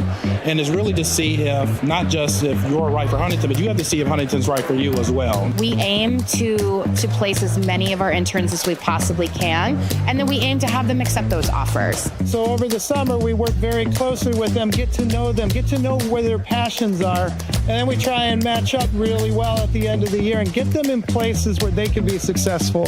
I will be coming back next year on the business credit card team as a full-time employee in Cincinnati. I will be on full-time starting next February as a IT audit staff, and I couldn't be more happy. You know, I never thought I would end up in a bank, especially as a communications major, but it has been so awesome. I've met so many new people and had so many awesome experiences, and I've learned so much more that I didn't even know existed about a bank. We really need colleagues who are engaged. And to get colleagues who are engaged, they need to feel like there are career opportunities available to them here at Huntington. And so we really set that stage at the earliest level of college students who are looking to jumpstart their careers at Huntington. And we really open that door for them to explore what's available. Flow Offer to Purchase makes it easy for you to generate an appraisal for a vehicle online in under 5 minutes. You can confidently use Flow Offer to Purchase to determine your vehicle's trade-in value or to get a real offer to sell it to us. Here at Flow, we've always had a transparent, interactive appraisal process that our customers love. We developed our Flow Offer to Purchase tool to offer you that same great experience online or through our Flow Garage app anytime, anywhere. Using Flow Offer to Purchase is simple. Either enter your license plate number or VIN, and the system will pull up basic information about your vehicle. Some vehicles have options or extras that need to be selected in order to pull an accurate value. Then just tell us about the current condition of a few things like your tires, dents and scratches, or mechanical issues. From there, a real offer on your vehicle, whether you buy from us or not, is just a click away. Just a heads up, our staff will check over your vehicle to ensure your Flow Offer to Purchase is accurate.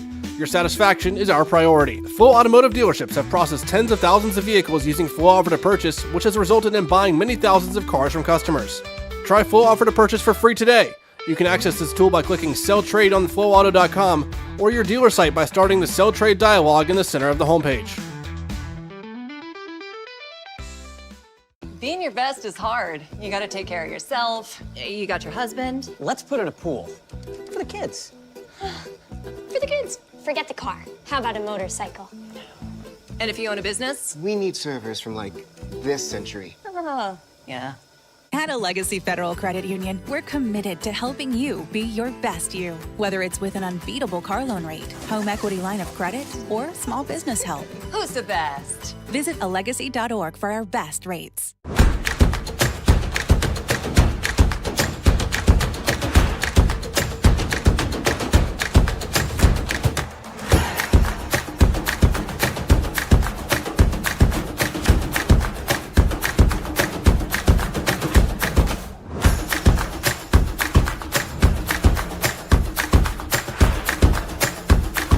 Finish strong.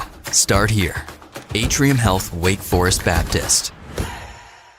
I want to stop losing sleep over this. I want to know that surgery is the right decision.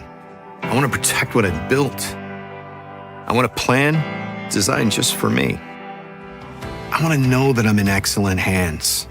I want the latest and greatest. I want to continue to grow, no matter what life throws my way. For the best surgical care, you want Novant. Novant Health. Best surgeons, amazing nurses, remarkable care.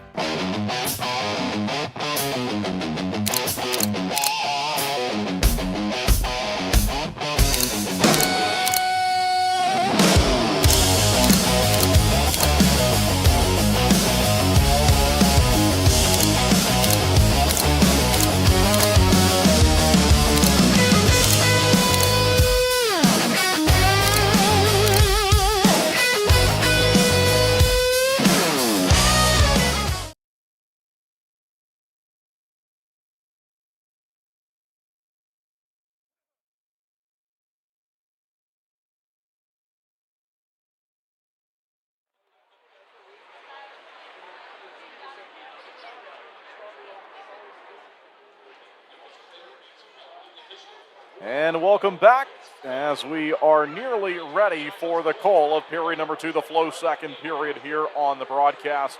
We thank you for tuning in, listening on WTOB Radio, and watching on YouTube, Facebook, and Sportfeed.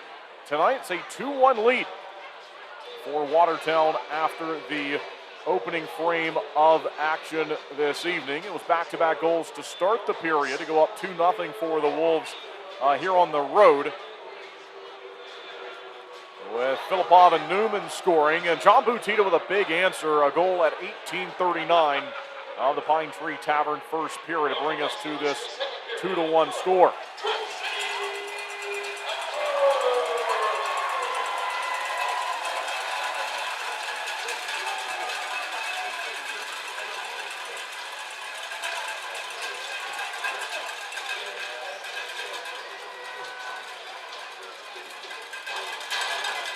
All right, so each team returning. Thunderbirds out there now in the red sweaters, and then soon it'll be the white sweaters of the Wolves to hit the rink. We see a nice close-up shot there, and netminder Chad Purdy. And now as we show you the rest of the Thunderbirds gathering around the bench, ready to enter the game for the second period. Boris Babick, we see him there, number 35. He's the backup goaltender this evening. Head coach Steve Harrison and his support staff behind the bench with him for the home games, as we're nearly ready for period number 2, the Flow second period.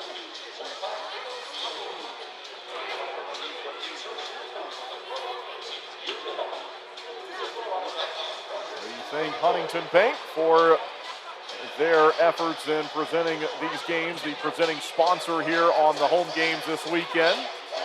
Out-of-town scoreboard report. Port Huron leading Indiana. No score between PD and Blue Ridge. 4-0 the lead for Binghamton on the road against Danbury. Columbus leading Biloxi 2-0 at home. And Topeka has a 1-0 home lead over Baton Rouge.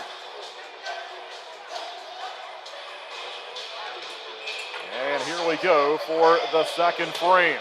19-9 shots on goal favoring the Thunderbirds in the first. But they're down by 1. Out to center ice, and then given away, it's Ford. He's got a lane to fire, in on goal, and it goes up and out. Off the netting, back behind Ricardo Gonzalez. What a start to the period there. That took 11 seconds, and a great chance off a giveaway inside the defensive blue line that eventually led to an opportunity for Gus Ford. 23 goals on the year for Ford, 185 in his FPHL career. He wins this faceoff back to Connor Craig. And they'll try to chase it down on the far side of the building. Out towards the line. It was kicked out by LaBelle and went way down the rink. Collected by Connor Craig beneath the goal line. Over it goes to Josh LaBelle. Taken aside as he's looking for an option to find Gus Ford at center. And on Purdy. And he turned that one away. Now it's Ford. Swings it all the way across to find Connor Craig. Put it down behind the goal line. Took a funny bounce behind the net and sharply went off the back of the goal. And now the Wolves feeling some pressure. Giving away. Garcia powers one wide. Back behind the goal it goes. Here's Garcia looking to hold the line. He does. Nicely done there. Now it's Kramer. Salak in front. And it's right there. Did it go in? Well, the Thunderbirds want this looked at, and they were celebrating as if it went in on the far side. The referee has a discussion with the linesman. They did turn the goal line on.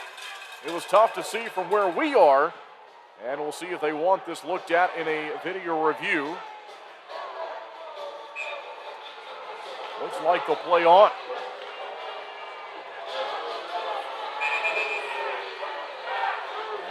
Now, potentially going to disallow a late change. That's what Coach Harrison is wanting. It looks like they'll leave it as it is. Okay, so 5-on-5 hockey. In front, a chance right off the face-off. Gonzalez had it, couldn't cover it there. You can just feel that the next one is coming. Long shot goes wide of the net. Twin City has really ramped up the shots on goal volume, and they're playing with a little bit of momentum now after the Butita goal. Jacob Schnopp, now up top Garcia, holding on to it. And he'll flip it ahead, give it away as the Wolves then turn it over themselves. Cunningham, in front, score!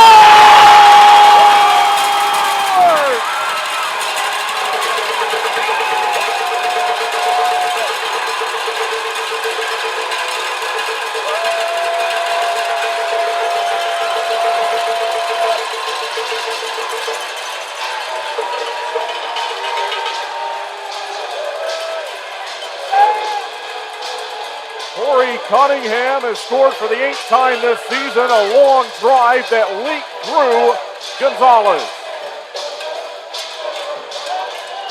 And now we're tied again, 2-2.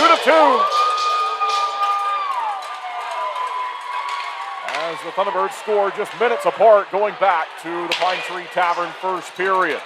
A goal from Butita in the final 2 minutes, and the goal from Cunningham in the first 2 minutes of this period. There's the announcement on the goal to Cunningham. 1:36 the time of the scoring play. Tie game, 2-2. That was the 21st shot of the night for Twin City. Now they look to take the lead. Keeley scores!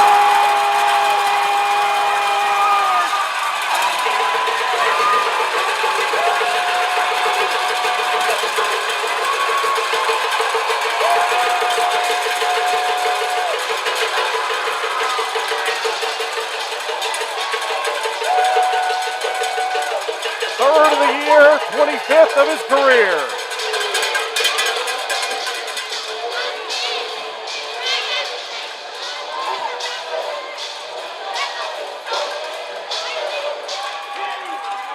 Listen to this play.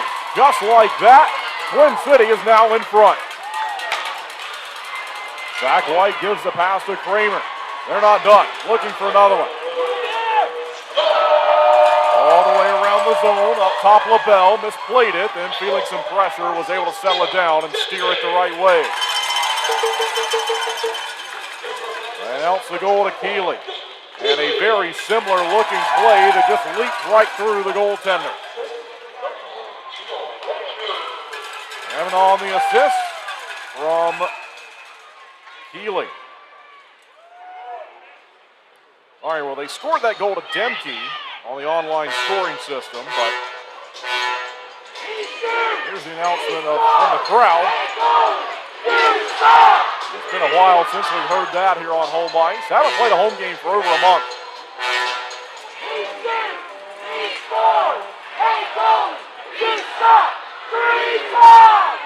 And so back now, the Thunderbirds looking for it over the attacking goal line. It's moved along the near side boards. Racing in is Ford. Ford and White. They'll converge, looking to take it away. Here's Kramer. Josh LaBelle shoots. Save made. This time by Gonzalez. He got that one as he was able to stop the shot from Josh LaBelle. LaBelle looking for his 7th of the year there.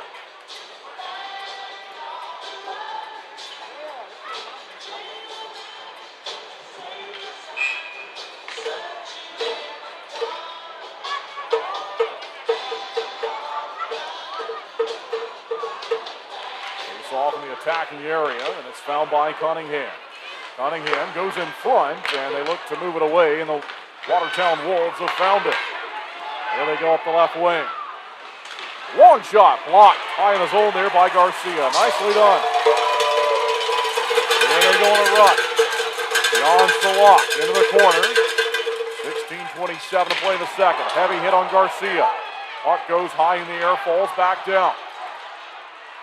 Salak to Garcia, to Cunningham. Long shot here from Garcia's blocked. Now Farmer. He's got it. Back behind the net. Looking forward to Salak. Here he is, side of the circle. Steps up, makes a nice play. Looks to move it across the zone as the Wolves could not collect it. Now they'll be able to steer it out to the blue line. Held onside by Farmer. Now back to center it goes. Matt Garcia from a slap shot to drop it onside. In behind the goal of Ricardo Gonzalez. Now it's Adam Zimmerman and his turn to play it. Armstrong, BC native. Far side of the building. Knocked down and moved out through center. This goes down the rink. Hanley will look to chase it down. Icing is the call. So 15:28 left to go in our flow second period. But what a start to the period that carried over from the momentum that John Boutita's goal supplied Twin City with.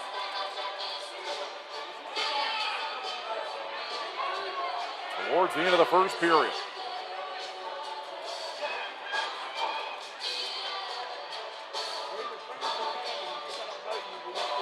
Offensive zone face-off here for Keeley. And this one will be moved out to center.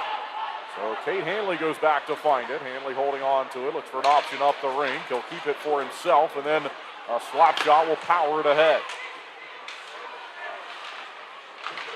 Puck's batted down just inside the defensive blue line of the Wolves. They've got him now. They'll chip it off the backhand and throw it down the rink. That was Troy Andrews who got it down the ice, but it's right back to the Thunderbirds. Here they go. Butita looks to center, and just out of the reach of Keeley. Net comes off there as Harwell collided with it. And with 14:52 left to go in the second period, that will send us to a media timeout. But the Thunderbirds have taken the lead. It's 3-2. We'll be right back with more Twin City Thunderbirds hockey.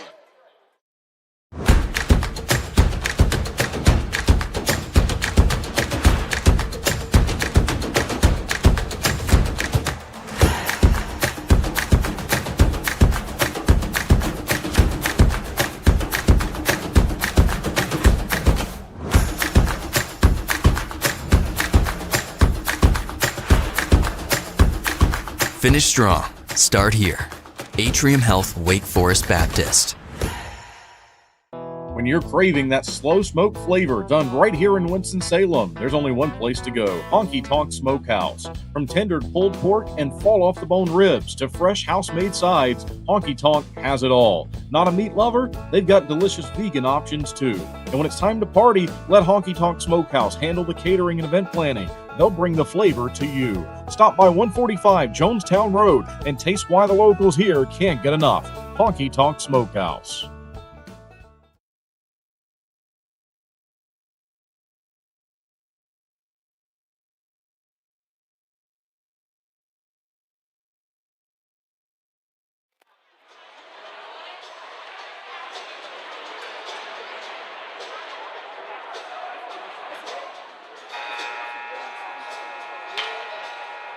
And welcome back live inside the Winston-Salem Fairgrounds Arena. Kendall Grayson with you as always for Twin City Thunderbirds hockey. The Thunderbirds have the lead, 3-2 over the Watertown Wolves. The visiting Wolves scoring the first 2 goals of the night. Back in period number 1, and the Thunderbirds with a nice answer. John Butita on the board late in the first, and a couple of early goals here in this second period. That put the Thunderbirds in front, 3-2. We're back with Twin City finding it in the defensive territory for LaBelle, out towards Kramer at center, and moved ahead. Right back the other way. Onside for the Wolves, stolen aside though, high in the zone, and it's Gus Ford with it. Here comes Ford. White! Oh, what a shot there, but it just went wide. A bullet of a drive from Zach White off the glass, and that close to making it a 2-goal lead. It remains 3-2. Nice rush up the rink that time. Good job by Gus Ford to find him with the pass. White has not played the last few games due to an injury, returning this weekend. Great to have him back out there. Through center, here they go with it. This time it goes down in on Purdy, and that brings us to a stoppage. 13:55 left to go in our flow second period. That's an icing against Watertown.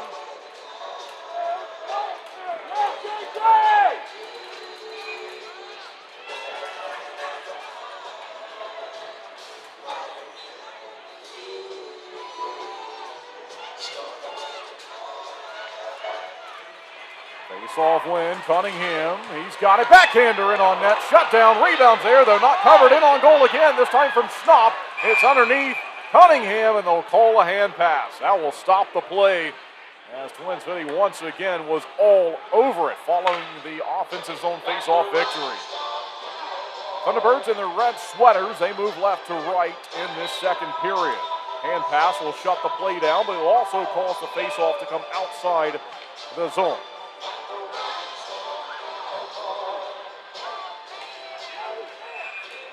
Jan Salak. Opposite of him is Reese McDonald from Sioux City, Iowa.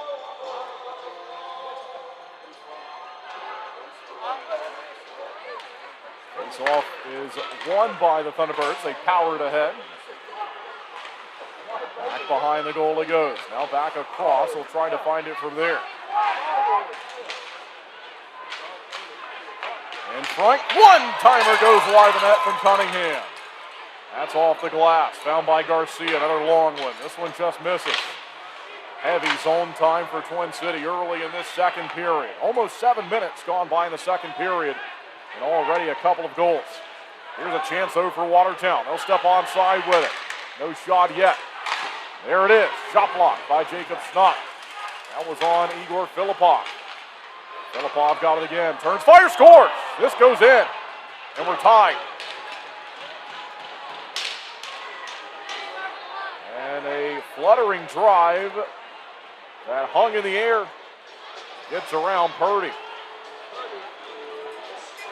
So Igor Filipov has scored. And this is going to be his second of the night. He got the first of the game at 9:59, the Pine Tree Tavern first period. And he will score here again.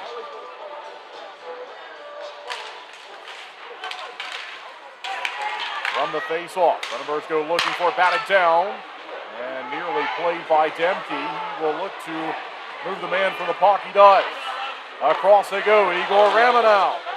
He's blocked and taken aside by Watertown. Wolves have tied it. It's 3-3, 12:40 to play in the period. Another chance here onside. This time the Thunderbirds get to it and block it. They'll take it away. Just out of the reach, though, of Dion Demke. Played by Adam Zimmerman. Zimmerman goes back and retreats the top of the near side circle. He still has it and looks to play it down in behind the net here.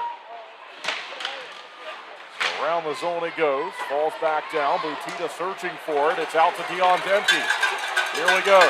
Demke's onside. Keeley in on goal. Rebound is there. It's back behind the net, controlled by Igor Ramanow, who's the trailer in the play. Change is being made across the rink. It's picked off and collected by the Wolves. Onside a chance. And on goal, shut down by Purdy, dropped it, and we play on. This one is up to Zach White. Back he goes. Kramer just wide of the net. And found by Watertown again. Hunter Hall this time. Hunter Craig, Josh LaBelle up to Kramer onside, Ford and White. Gus Ford shoots. Save made by Gonzalez. He got that one in the last second. Craig, LaBelle, and it rolled on him. They move it around the zone quickly. Here's Kramer. And just by LaBelle. That goes all the way out to center as that pass jumped on it. Found by the Thunderbirds. Now back the other way again. Here's Igor Filipov. Shoots! Save made by Purdy. Wants to cover, but he couldn't get there just in time, or not in time. And so there's a check. And maybe LaBelle's going to fight. Let's see. Play continues. Kramer in on goal. Shut down. Save made. Now they stopped it. That was a hit on Zach White. He's struggling.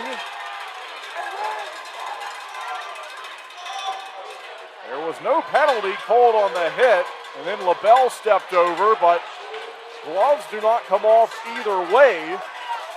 And I think LaBelle may have picked up the only penalty in that exchange. It's a rough.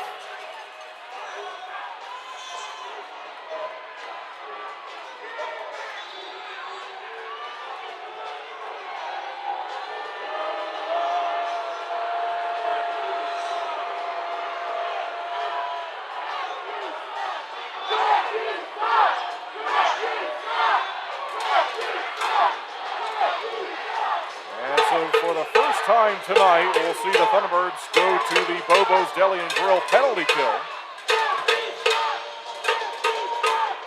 It's a tie game at 3. 10:53 to play in this second period. Down he goes. Face-off win for Watertown. Zimmerman zipped it near side. They'll work from there. Across it goes. No shot yet. Zimmerman wants it back. They'll pass it around the zone. Stolen away by the Thunderbirds. They'll chip it out and by Keeley. This one goes by Keeley. He'll look to find it in behind the goal. And from the near side, it is taken away by the Wolves. So they'll work from there. Back behind goes Michigan with it. So Yefa Michigan circling around, retreating, and he zipped it along to Filipov. He's got 2 tonight. Looking for the third one. They're on the power play with 1:15 left in the sequence. Near side, look out here. A one-timer from Zimmerman that went wide. Goes out the other side, settles down. Long shot that goes off the glass. They'll move it around the zone. In front, Chip towards the net. Good shot block. 2 of them from Matt Garcia. Nice job by Garcia to block it. Out to center. The Wolves look to find it from there. Zimmerman threw his man down. Penalty called.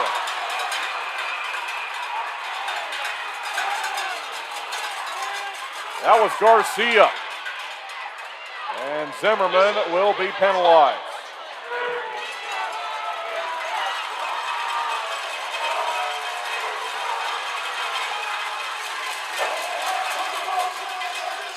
All right, they have signaled for the media timeout. We'll take it. We'll be right back with more Thunderbirds hockey. Looking to buy, sell, or invest in real estate around Winston-Salem and the Triad? Meet Jennifer Sapp, your trusted local realtor. With nearly 30 years of deep experience, Jennifer specializes in everything from historic homes and remodels to investment properties, college town housing, and short sales. She's known for honesty, integrity, and making the process as stress-free as possible. Ready to make your move? Call 336-782-3148 or visit jensapprealty.com today.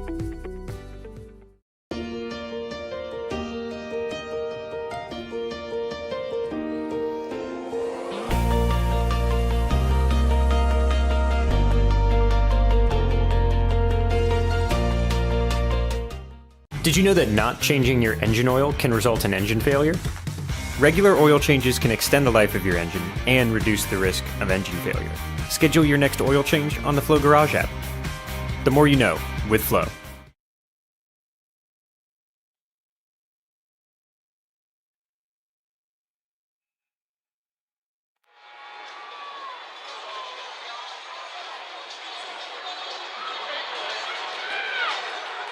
We're back following the media timeout and the penalty to Zimmerman. Across they go on this 4-on-4 sequence. 9.5 left to go in our Flow second period. 3-3 the score. Here's Connor Craig in front, shooting one. Blocked, and it goes back behind the goal. So officially 30 seconds left on the call to LaBelle. And Zimmerman in the box. John Butita, Corey Cunningham, and Nate Keeley scoring the goals so far tonight for the Thunderbirds. And on the 4-on-4, it's back out to center and then way back into the Thunderbirds' defensive territory. Down by Salak. They'll move it across, back behind the net, Hanley. Cade Hanley with plenty of room to work. Now, they'll look for Salak, but it went bouncing away from him. LaBelle is standing. LaBelle has been released. And now it's a power play. Oh, not anymore. Penalty called against Twin City. Interference. Trevor Newman got taken down. Cade Hanley knew it, frustrated, and he's now been penalized. There was going to be 1:05 left on the original call to Zimmerman. And so that was going to create a 5-on-4, but now with Hanley's penalty, we go back to playing 4-on-4 hockey, even strength.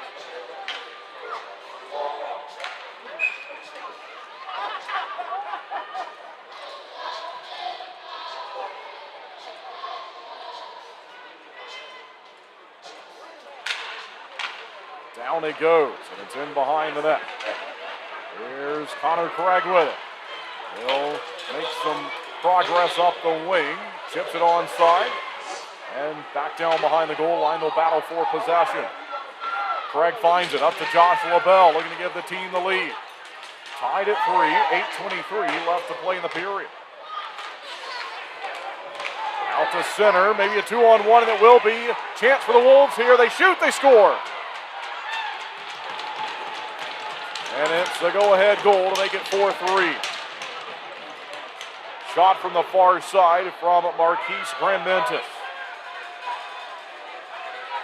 And Grant-Mentis making it a 1-goal game again. Back and forth we go here in this one.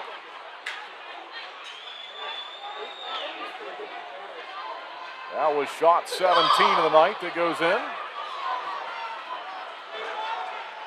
Grant-Mentis held on to it. Connor Craig went down sliding, and he was able to fire it up and around Purdy, and you hear the applause. We have a goaltending change. Boris Babick will enter the game and take over.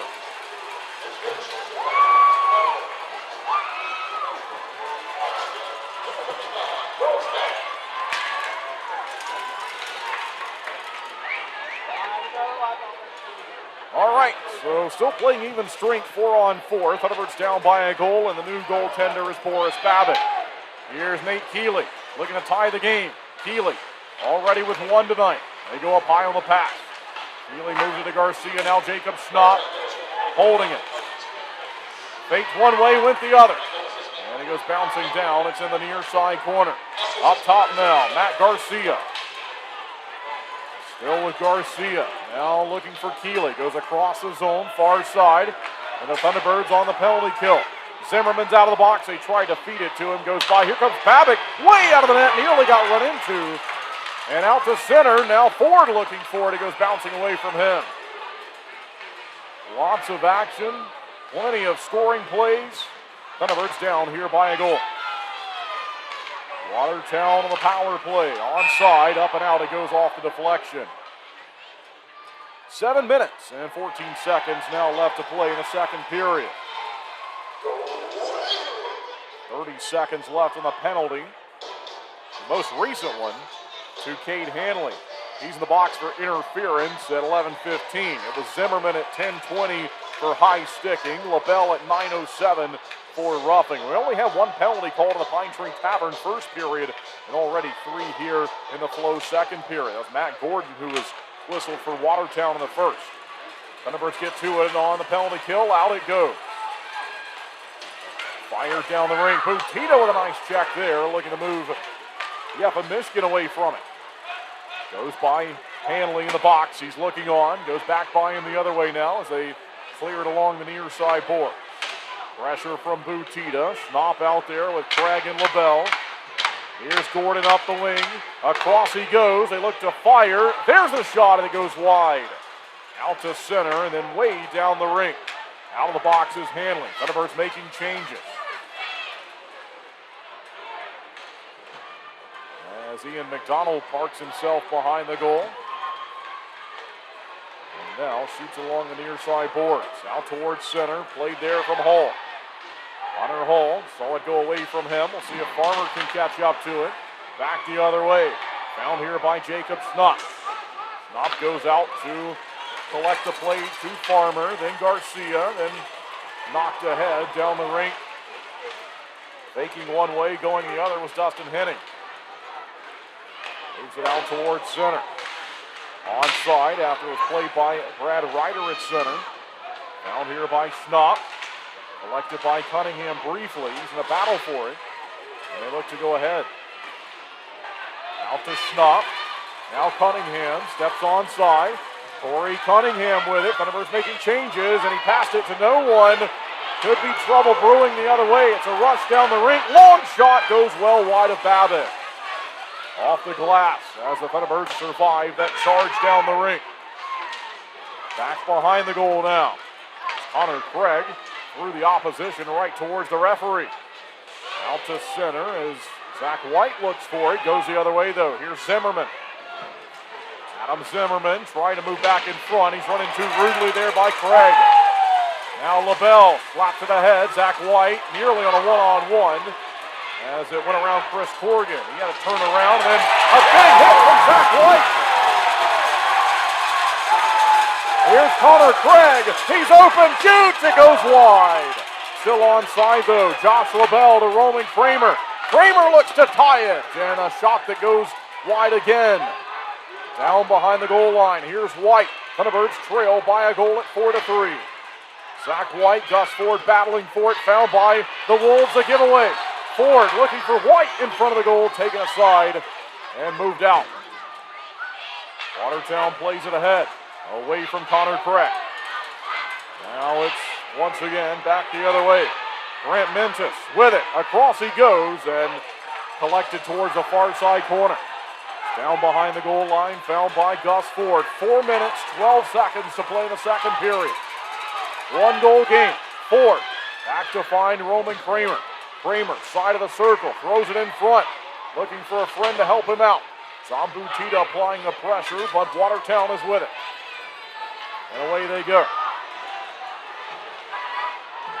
Rufadea near side. Now taken back by the red sweaters. And Keeley got clipped with a high stick. And the Thunderbirds will go to the power play. It's our final media timeout of the period. We'll step aside and be right back. Thunderbirds to the power play when we return with more Twin City Thunderbirds hockey. When it comes to performance, speed matters, just like on the ice. Introducing same-day dental crowns right here at Twin Oaks Dentistry. With cutting-edge technology, we craft crowns on site, eliminating the need for temporary. As proud sponsors of the Thunderbirds, we understand the need for top-notch performance. We're more than just dental care. We're your partners in achieving your best smile. Flo Cadillac is a proud sponsor of the Thunderbirds. Visit 1400 South Stratford Road for a free test drive. Or go online to flowcadillac.com to schedule a sales or service appointment.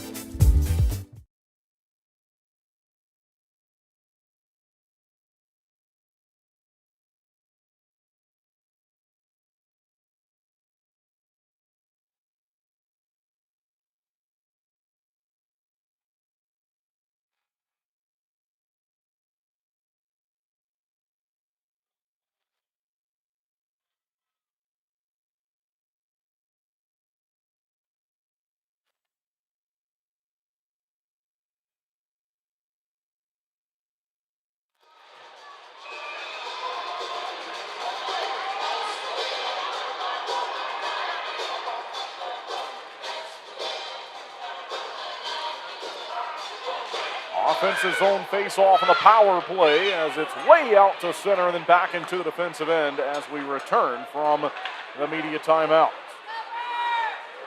Twin City on the 5-on-4, one-man advantage here.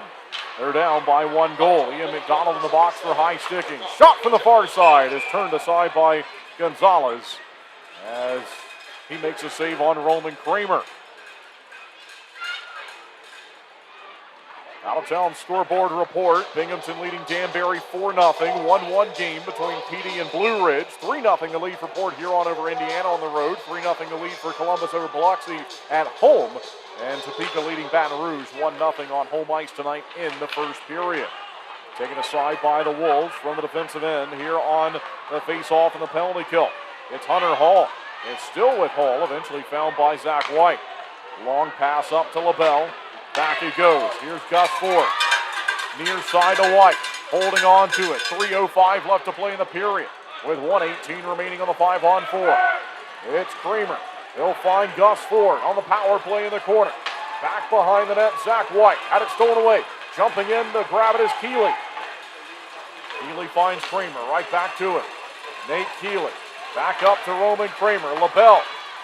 He catches it. Waiting. Gus Ford in front. One-timer goes off the glass. Up and over the netminder. Still on side of the power play. 50 seconds left. Across they go. Kramer down low to look for an option in front. That pass was too hot to handle for White. And then out through center it goes away from the Thunderbirds. And they'll make changes as Boris Babick will play it here way back in the defensive zone. Up the wing. Here they go again. Ford. He'll find Cunningham. Cunningham towards the net. Back behind, looks to center in front. Stolen away by Watertown, they clear it. Boris Babbitt, he moves along to Connor Craig. Here goes Craig, stepping over the blue line. 14 seconds left the power play. In front, they score!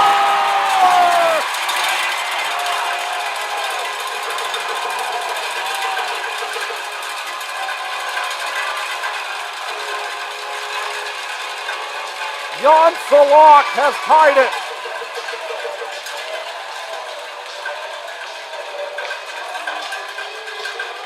It's a power play goal, the 8th goal of the night between these two teams. Once again, we're tied. This has been a thriller.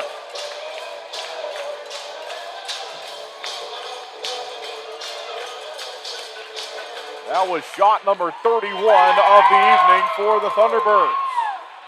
And a tie game, 4-4. Down the rink it goes. Found by Boris Babbitt. He plays it indirectly off the end wall. Out towards center. Salak lost it though. And then they'll battle for it here. Farmer, he wants it. Back and forth. Twin City to it. And nearly found it at center. It's with the Wolves now though in Yeffa, Michigan. Battled for by Jacob Snott. In front of the Thunderbirds bench, eventually found by Jan Salak. Now the far side corner. He looks to work it free from there. High in the zone, found by the Wolves. They'll move it over the red line. Now onside a chance in behind the net of Babbitt. Took a lively hop off, though. And Zach White pulled it free, kept it for himself. Across the zone, it was blocked. Tried to find Gus Ford. He was onside there with Ford and Kramer. Back behind the goal, Boris Babbitt to it. Played by Connor Craig. Craig's behind the goal waiting. Now he'll send it up to Ford. Nearly stole it away, but it's still with Gus Ford. Here he is. Made a move and then threw it in the corner. White got it back to it. Up top, LaBelle. One-timer goes wide of the net. A long slap shot from just inside the blue line. They throw it across the zone. Off the glass on the clear. Out to center, found by Craig. Now White up to Ford. Gus Ford. Shoot, score!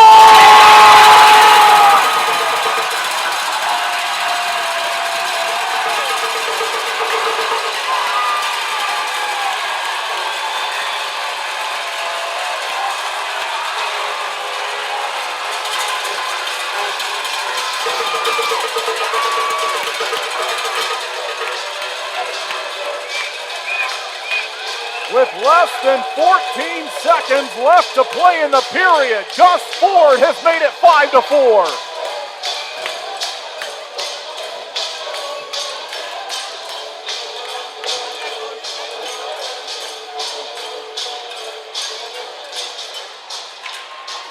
Face off at center in the final moments of the Flow second period. High scoring action, back and forth. And it's the Thunderbirds in front, headed to the third period. 5-4 after 2.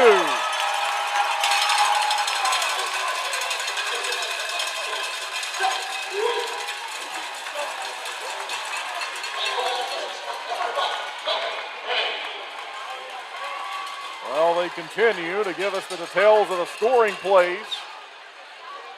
They have Connor Craig on the power play at 18:03. As that was the Salak goal. And then Gus Ford at 19:47 from Zach White and Connor Craig.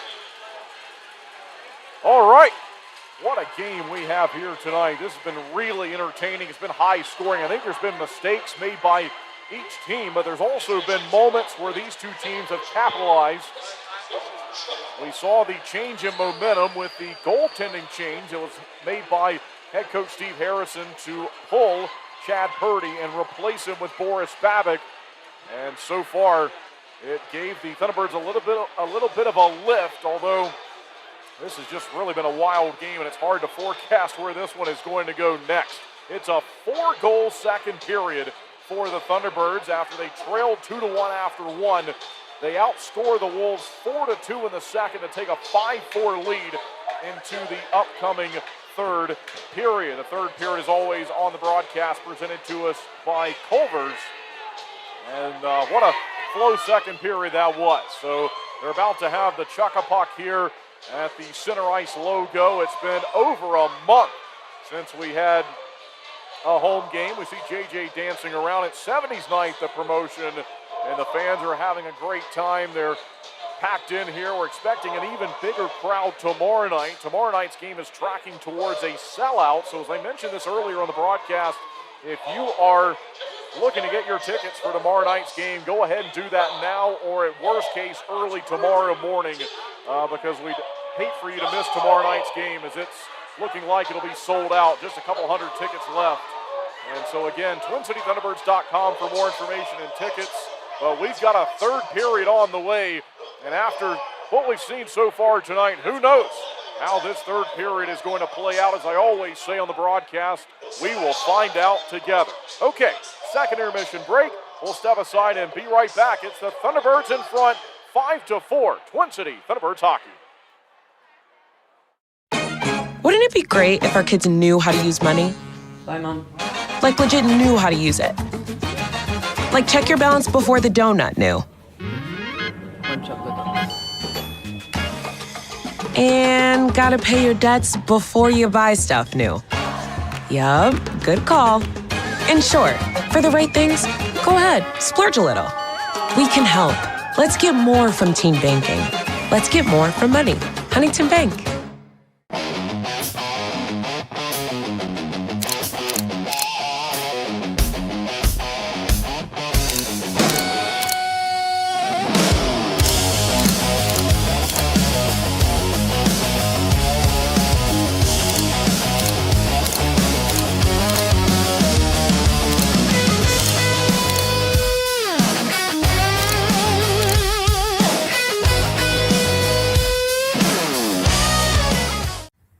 April 21st, 2009. Dear Amy, today your life is going to change forever. At 5 p.m., you will give birth to a little boy, almost 3 months premature. And a doctor tells you that your little baby has a brain bleed. And the hardest part is when you pack up to go home from the hospital, he won't.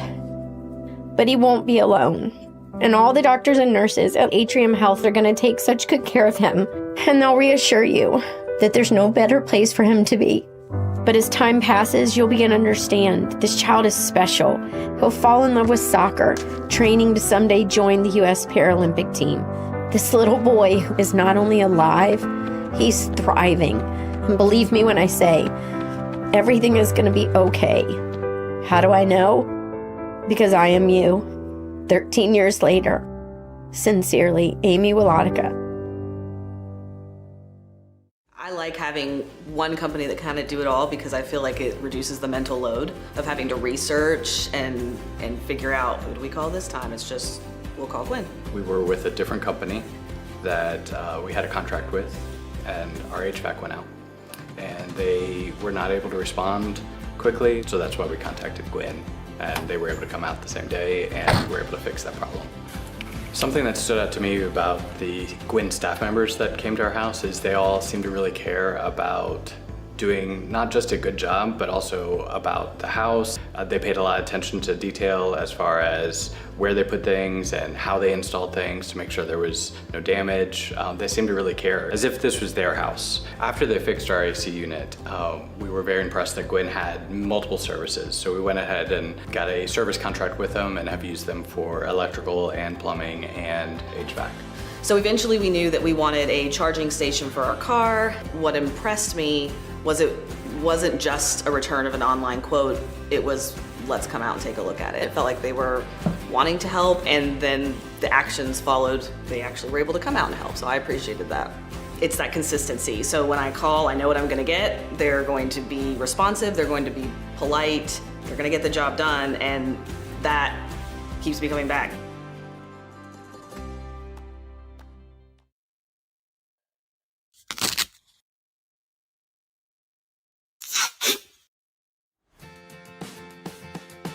What are you doing, bub? Just fixing my chair. You should call Contract Business Solutions. Good idea. I'll give them a call. Proudly serving the Piedmont Triad area for over 17 years, Contract Business Solutions partners with leading manufacturers to create innovative, budget-friendly workspaces. From design and layout to delivery and installation, explore our capabilities at cbsworkspaces.com. Looking to buy, sell, or invest in real estate around Winston-Salem and the Triad? Meet Jennifer Sapp, your trusted local realtor.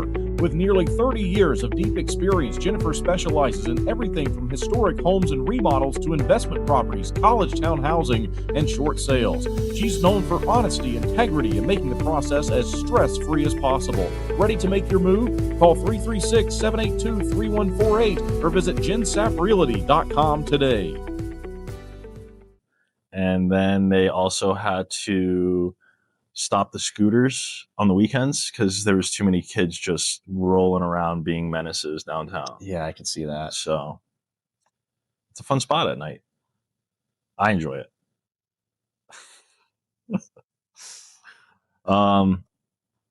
So like you went to, so I talked to Purdy last week about like some of the stuff that he plans on doing like after hockey, and you went to school for, what did you go for? I went for education. Okay. So what are your plans after hockey? Eventually I'm gonna get a teaching job. I did art education, so Okay. I'll be a high school art teacher, probably coach some high school hockey team, and that'll be that. So that's the plan. Is that going to be back where I don't do research? I'm terrible at that. Where are you from? Tell everybody, please. I'm from Montana. Okay. But I've been based out of like Massachusetts, Rhode Island the last 7 years, and my girlfriend's up in Massachusetts now too, and so I'll probably end up back in Mass.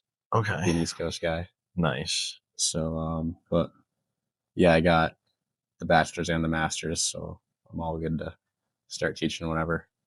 I'm done Nice. skating around. So. How long do you plan on sticking this out? I don't know. We'll see. Just keep riding that wave? Yeah, we'll see. That's kind of what I said, and here I am 8 years later. Yeah. So it's fun to see where things take us. For sure. You play 8 years, bro? So my last year junior, when I was out, I have quite the interesting route. I was in the Western States to start the year. Nice. And then by December, I got a call up to the Louisiana Ice Gators in the Southern Pro. And so I went there for like a few weeks, played 3 games, and then they were going to send me home. And then the Western States was like, you can't come back here. So I went to the North American League and finished my juniors there. I was going to go back to Louisiana because I was like, I killed my college eligibility. Right. And the coach got fired that year, so I knew nobody. So I just went back home, and for a year I started school. I went to a community college first, and then halfway through that year, I was like, I want to play hockey again. This is too boring. And so I started reaching out to a bunch of Fed teams, and Watertown took me, and then played the rest of that year there. And then that coach was supposed to go to Fayetteville, and then he ended up ghosting me. But then he ended up getting fired too that year. So he came in the middle of the year at Fayetteville and then got fired before the end of the year. And so while all that was going on, I reached out to the coach that was here, Andre, and he told me to come on down, and I've been here ever since. Oh, you were here when Andre was here? Oh, yeah. Okay. I've been here since the first year of this team. I got here in so you won it January. in 2019. Yeah. That's sweet. Yeah, no, that was a fun time. That was a crazy year. So it's just you, Sally, and Pesty. Yeah. Right. For guys that are that were on that team. Okay. And then Boots came the year after that, and then that was obviously the COVID year, so we had to get that season shut down because we were first place that whole year too. And then so it was like third week of March we got shut down. And then obviously the COVID year, we were on the road for 7-8 weeks, was kind of an interesting one. No so home like, games, yeah, right? That's wild. But we were practicing since like September, like every day, Monday through Friday. Like Andre's like, we're gonna play soon. We're gonna play soon. And then like it was end of February when we started playing. That's how it was at school too. It was like they would just keep pushing it back and pushing it back and pushing it back, and then we ended up only playing 3 games. But some guys didn't play anything. So crazy time for sure. It seems like it was like not long ago, but now looking back, it's like that was 5 years ago. Yeah. So it was like, it's kind of crazy. And then I would have never guessed like where I would have been sticking around in the office and stuff like that. So it's fun to see the way things play out. But yeah, no, I've been here. 17, 18 was the first year of this team. So it's been a while. Yeah. That's why I always say this place is a black hole. It'll suck you in. I mean, look, Pesty, Sally's here. It's true. Boots has now moved down Boots here. will be sticking around here, yep. Roman's stuck for life here now too. It's only a matter of time before we get more guys. So Copes stayed stuck around. I mean, Panny's still around. Yeah. Joe Kennedy's still around. Mm-hmm. It's not a bad spot. No, it's a good spot. No, Hannah always hates when I complain about this place, like when snow removal is lacking, but I like it. I like it. So what are your thoughts for the rest of the season? Big playoff push coming up, right? Yeah, because what is this? Only 4 points out of fourth place? Yeah. Yep. So you guys you have everything in your hands now at this point. Just gotta string them together. Be winning some games. And That PD weekend will be huge, like toward the end of the year. Yeah. So what's the environment like in the locker room? Like the thoughts about everything? Like, is everybody confident in each other? Like, because I know we had a lot of turnover, and then so it's like tough to put stuff together with guys that aren't playing together with themselves like a lot. So it's like throughout the year you finally get more and more comfortable. And I think from like the last 6 games, I think I've seen you guys like start put stuff together pretty well. Like, yeah, it's coming along. I think guys are starting to gel a little better, definitely. And we had, on D, we had a ton of turnover. Like we've had so many D in and out of the room. Like Farmer's the only D from last year, and then I came in late, and I'm like the second longest D here, and I was 2 weeks late this year. So we got some guys that can play, and now we're just gelling and got to get it going and keep it going. So make that push. The home games will help a lot too. Yeah, and we've been on the road for a long time, so it'll be nice to be back at Winston-Salem Fairgrounds Friday night, Saturday night. So I don't know if I have too many more questions here. Do you got anything for any of the fans or anybody? Nothing? No. Appreciate you having me on. Well, thanks for coming in. Thanks for coming on. I appreciate you taking your time. I think the only thing that we have for fans is we now have new Olympic discount link on FIVO. All you have to do is just go to thunderbirds.com, and there's a link that'll take you to that. We also have 4 packs with merchandise, so just call the office, and Hannah will be glad to take your call. So other than that, we'll see everybody next week. Thanks, Thunderbirds fans. Our internship program, the purpose of it is to find full-time Huntington colleagues.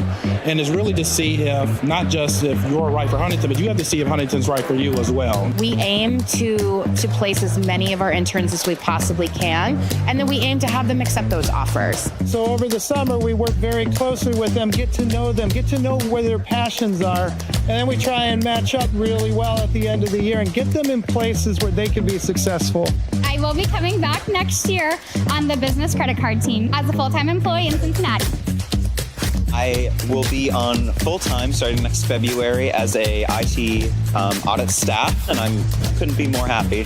You know, I never thought I would end up in a bank, especially as a communications major, but it has been so awesome. I've met so many new people and had so many awesome experiences, and I've learned so much more that I didn't even know existed about a bank. We really need colleagues who are engaged.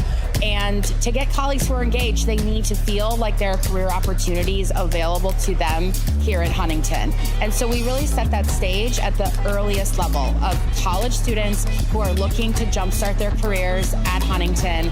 And we really open that door for them to explore what's available.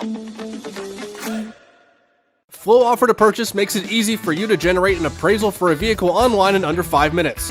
You can confidently use Flow Offer to Purchase to determine your vehicle's trade-in value or to get a real offer to sell it to us. Here at Flow, we've always had a transparent, interactive appraisal process that our customers love. We've developed our Flow Offer to Purchase tool to offer you that same great experience online or through our Flow Garage app anytime, anywhere. Using Flow Offer to Purchase is simple. Either enter your license plate number or VIN, and the system will pull up basic information about your vehicle. Some vehicles have options or extras that need to be selected in order to pull an accurate value. Then just tell us about the current condition of a few things like your tires, dents and scratches, or mechanical issues. From there, a real offer on your vehicle, whether you buy from us or not, is just a click away. Just a heads up, our staff will check over your vehicle to ensure your Flow Offer to Purchase is accurate. Your satisfaction is our priority. Full Automotive dealerships have processed tens of thousands of vehicles using Full Offer to Purchase, which has resulted in buying many thousands of cars from customers. Try Full Offer to Purchase for free today.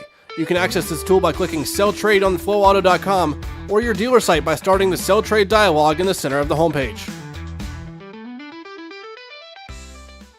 Being your best is hard. You gotta take care of yourself. You got your husband. Let's put in a pool. For the kids. For the kids. Forget the car. How about a motorcycle? And if you own a business? We need servers from, like, this century. Yeah. At a Legacy Federal Credit Union, we're committed to helping you be your best you. Whether it's with an unbeatable car loan rate, home equity line of credit, or small business help. Who's the best? Visit alegacy.org for our best rates.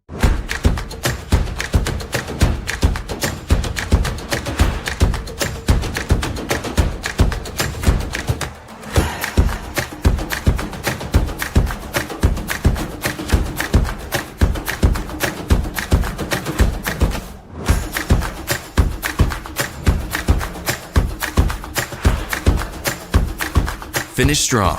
Start here. Atrium Health Wake Forest Baptist. I want to stop losing sleep over this. I want to know that surgery is the right decision.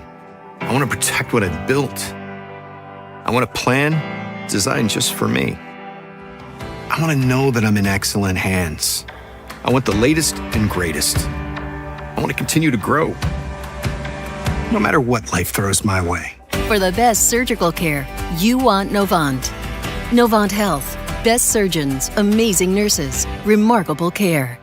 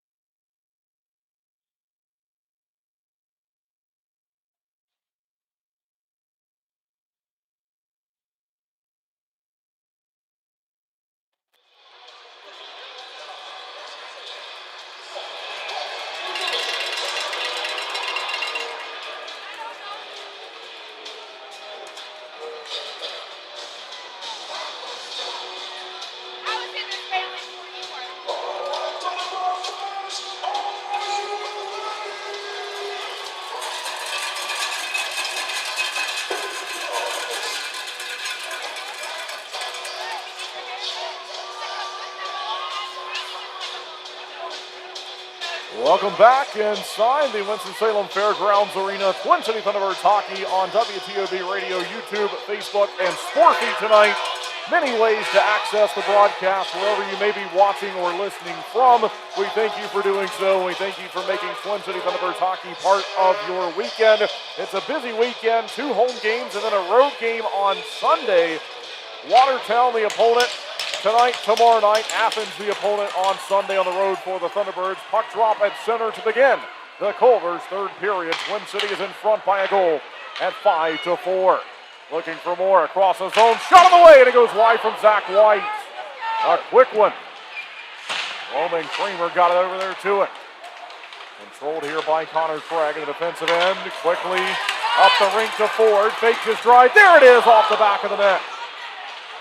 That had some fans fooled here in the building. Nearly the 10th goal between these two teams. Twin City ahead by 1. It was a 6-goal second period. Thunderbirds had 4 of them. In on net, steered aside, in behind Boris Babic. If you're just joining us, it was Chad Purdy who started the game, and he was lifted after the 4th goal scored by the Wolves. It's been Boris Babic ever since. Lifted onside, grabbed though by Dmitry Kuznetsov in the defensive end. So Kuznetsov waits. And they'll snap it ahead, way down the rink, in on Babic. So Babic turned it away from deep inside the defensive blue line. Back it goes. In behind the net. James Farmer, he'll find it. Look to glide it along to Jan Salak. Salak waiting, goes in directly off the end wall. Pressure across, here's Farmer. Farmer run in two. He got knocked down, they'll steal it away, then Snop got it back. As they couldn't stop the advance the other way. Big hit there from Farmer at center.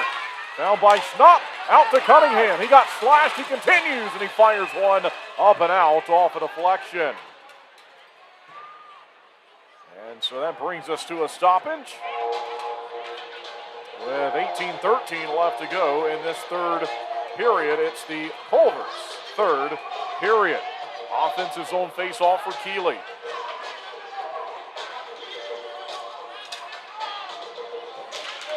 They'll hack at it, wins it back to Igor Ramanow. Moves it along to Dion Demke. Demke off the backhand, chipped into the corner to Keeley. Keeley up top, Ramanow now Butita. Just out of his reach, off the back of the goal it goes. And eventually stolen away by Watertown. They'll move it quickly, left to right. Down behind the net. Forrest Babick looks on. In a one-goal game in this final frame of regulation. 17:45 left in the period.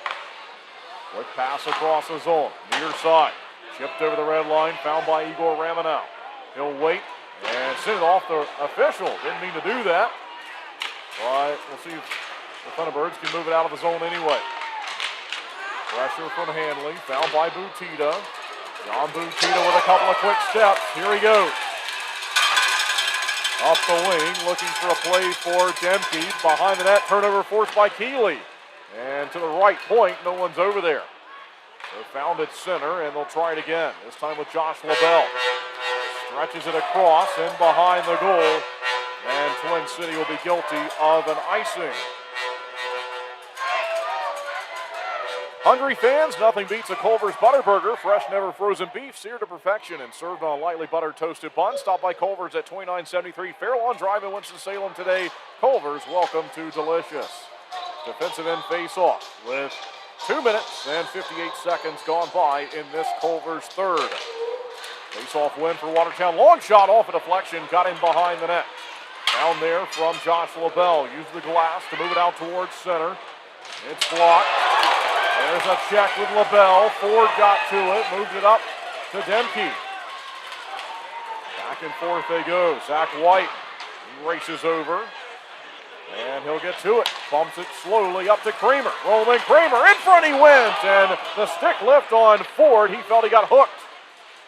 Down behind the line, Gus Ford centers. One timer, they score!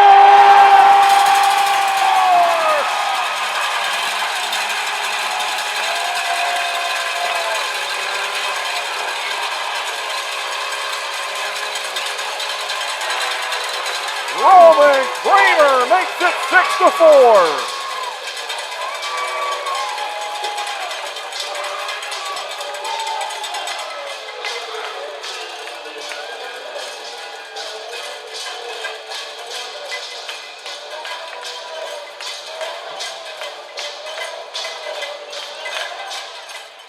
Face off at center following that one. And a massive scoring play here in the Culver's third period to give the Thunderbirds a 2-goal advantage. Watertown was up by 2 earlier tonight, scoring the first 2 goals of the Pine Tree Tavern first period. It's been nearly all Twin City ever since. Watertown has 2 after that, and the Thunderbirds have 6. And out's the goal to Kramer. Found here in the defensive zone by Jacob Schnapp. Across he goes with a pass. Got it right back from Matt Garcia. Now to James Farmer.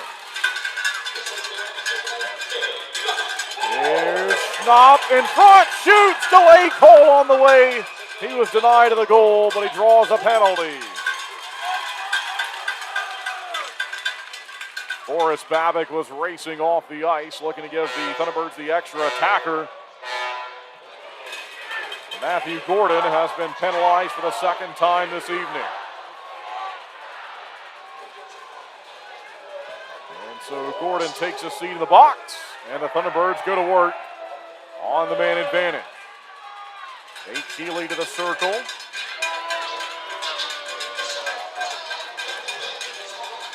Face-off win on the power play. LaBelle tried to pass to Kramer near side, got picked off, and now he'll go back and look for it in the defensive zone. So that got intercepted early on in the sequence by the Wolves on the penalty kill. Fouled by Zach White, now Roman Kramer. Here's Kramer again, back behind the net. All the way around to Zach White, near side, LaBelle loads up, shoots it, blocked in front. Rebound is scooped up by Gonzalez. 15-15 left to go in the Culvers third period. 1:33 remaining on the power play. Hey, Thunderbirds fans, got a sweet tooth? Culver's fresh frozen custard is rich, creamy, and made in small batches all day, every day. Swing by Culvers at 2973 Fairlawn Drive in Winston-Salem and check out today's flavor. Culvers, welcome to delicious. Left circle face-off. Keeley will battle for it from there. It's cleared out by Watertown.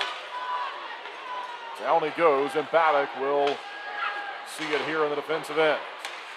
Roman Kramer on the power play. 1:18 left on the sequence.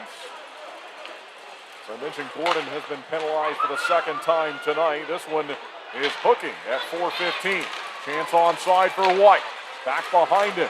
Finds an option to Butita. Felt the pressure. Gave it away. And out to the red line it goes in the neutral zone. Josh LaBelle. He flips it ahead. It's up to Kramer. Kramer. Butita. Fires wide of the net. Kramer takes it behind the goal line. Up top they go. Connor Craig.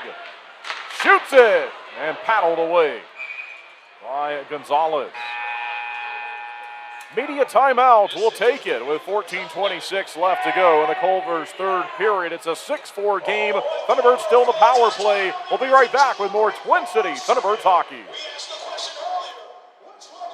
Being your best is hard. You gotta take care of yourself. You got your husband. Let's put in a pool. For the kids. For the kids. Forget the car. How about a motorcycle?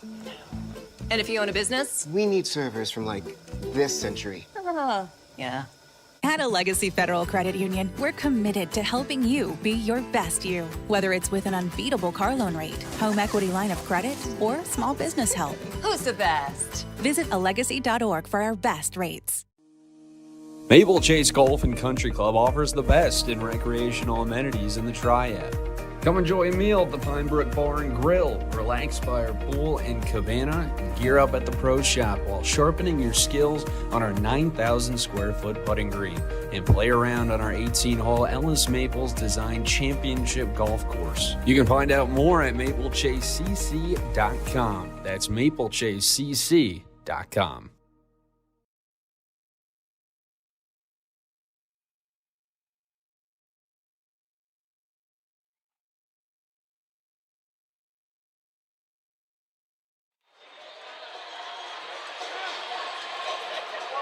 .45 seconds left to go on this power play. Twin City is in front by 2 goals at 6-4.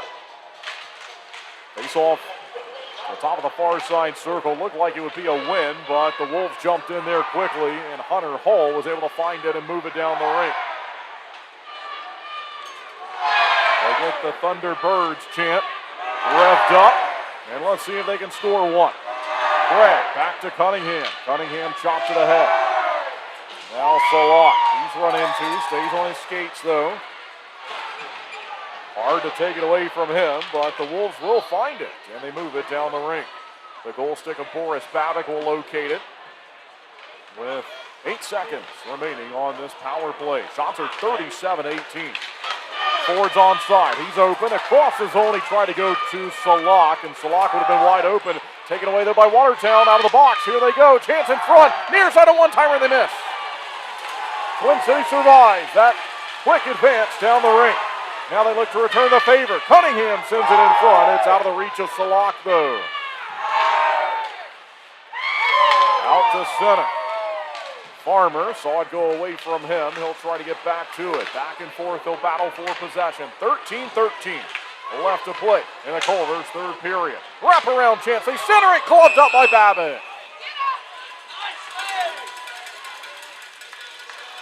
So Boris Babic keeps it a 2-goal game. Huntington Bank is the presenting sponsor for each of the home games here on the weekend. We thank them for their partnership. If you're watching on the video side of things, you see their logo at the top of the screen. You also have seen a couple of Huntington advertisements throughout the broadcast. Face off here from the defensive end, out towards center. And it's tipped onside from there. From the Wolves. That was from Benson. Onside, here's Demke. Demke pulls up, waits for the zone to fill. It does. Up high, Garcia. This one goes bouncing off the very top part of the glass, falls back down. It's in the near side corner. Collected by Watertown as Troy Harwell raced over and tried to throw a mean check to Marquise Grandmentis. And this will be called back from center. 12:33 left to go in the third, and we'll see another offensive zone face-off on the way for the home team. Thunderbirds will be right back here again tomorrow night. Different start time, though. Tomorrow night's game will begin at 6:05, and we'll have the pregame show for you beginning at 5:45. And then it's a road game against Athens on Sunday to finish out play here on the weekend. Points in the standings critical this time of the year, and opportunities are out there to get them. Here's Garcia. He'll wipe it down low as he wants Keeley to play it. Keeley got spun around and couldn't control it. He'll try to find it here off the back of the net.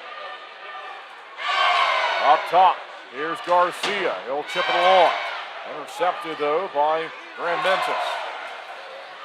Move to the head. Garcia has it. 8 minutes gone by in this third period. 2-goal lead for the Thunderbirds. It's 6-4. Garcia behind the goal. This is in the defensive end. Found Farmer. Farmer went right back to him. And now here goes Matt Garcia. Garcia out towards center. Tipped it onside. White. Near side. Ford got it from Kramer. Back to him. Shoots. Oh, and it's blocked. It'll stay out. They move it around the zone. Ford feeling pressure. Good play to find Hanley. Good hold of the line, too. Ramanow. Now to Kramer. To Ford. Right back to Igor Ramanow. Far side. Slap shot off the side of the goal from Kramer. He just missed. Still onside for the Thunderbirds. Top of the near side circle. Ford. Moving it around nicely. 5-on-5. He'll keep it for himself. Now gives the pass after he was feeling the pressure. Ramanow holding on to it. 11 minutes left to play in the period. Towards the goal, a quick shot. Save made. Up and out.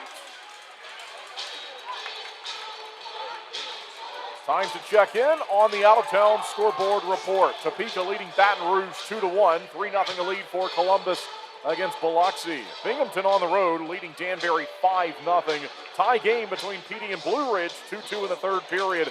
And Port Huron has a 5-0 advantage on the road against Indiana. Offensive end face-off for the Thunderbirds. This time it's won, though, by the Wolves. They try to move it out of the zone. They'll send it near side to Vladimir Vadeyev. And found by Cunningham. Cunningham off the backhand, right to Connor Craig. Up it goes, Jan Salak. Salak holding on to it. Up to Cunningham, shoots one! It's loose right there and nearly put in. We've seen a couple leak through Gonzalez tonight, and that one was nearly another one. Watertown quickly onside. Here's LaBelle. He gets it back. Up to Schnapp. And ahead they go. Just out of the reach of Corey Cunningham. What a chance he had there. Cunningham has had some really good looks recently in the last few weekends.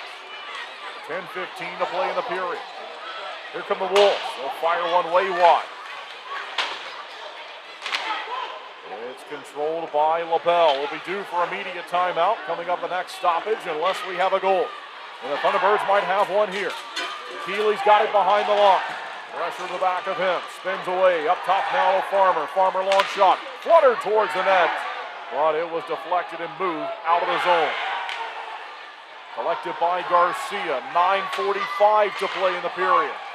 Twin City ahead by 2. High-scoring game, 6-4. Troy Harwell. Troy Garcia. He's got it. Matt Garcia in front looking for Keeley. It's blocked. And in from center. Here they go. Watertown to it. Long shot. Up and out. All right, media timeout, 9:25 left to go in the Culvers third period. We'll be right back with more Twin City Thunderbirds hockey. 2 pillows, endless possibilities. At Cotton & Crate, we make it easy to refresh your home season after season. Our 18x18 and 12x20 pillow sizes pair perfectly with our seasonal collections of interchangeable covers, so you can refresh your style anytime without cluttering up your closet. We're proud to team up with the Twin City Thunderbirds, celebrating hometown spirit and the comfort of home on and off the ice. Thunderbirds fans, enjoy $5 off your order at cottonandcrate.com with the code TBIRDS 5 off. Cotton and Crate, 2 pillows, endless possibilities. Maple Chase Golf and Country Club offers the best in recreational amenities in the Triad. Come enjoy a meal at the Pinebrook Bar and Grill, relax by our pool and cabana, and gear up at the Pro Shop while sharpening your skills on our 9,000 square foot putting green, and play around on our 18-hole Ellis Maples designed championship golf course. You can find out more at maplechasecc.com. That's maplechasecc.com.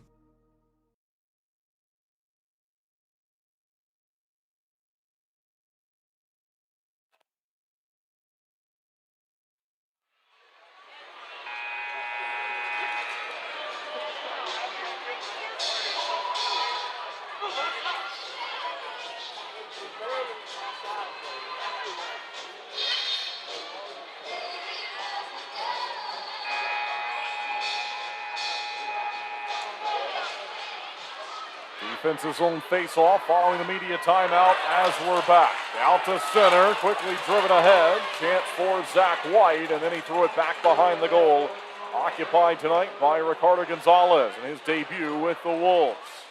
9:09 to play in the Culvers' third period. Shots are 38-20 favoring Twin City, and the score also favoring Twin City by 2 at 6-4. Hugo Remenau lost it. Look out here, a chance. Onside, it's Newman.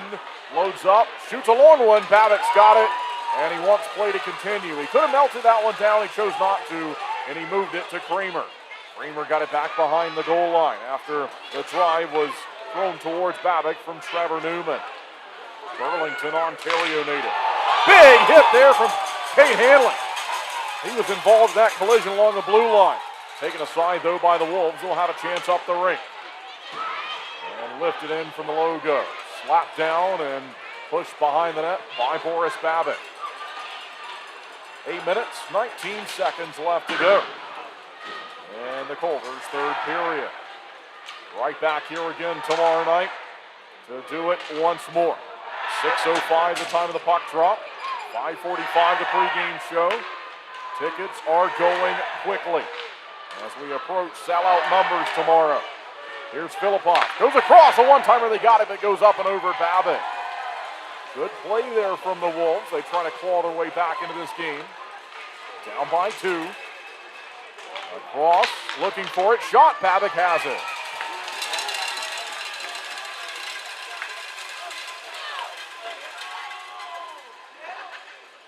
Watertown now scored with 23 shots on goal.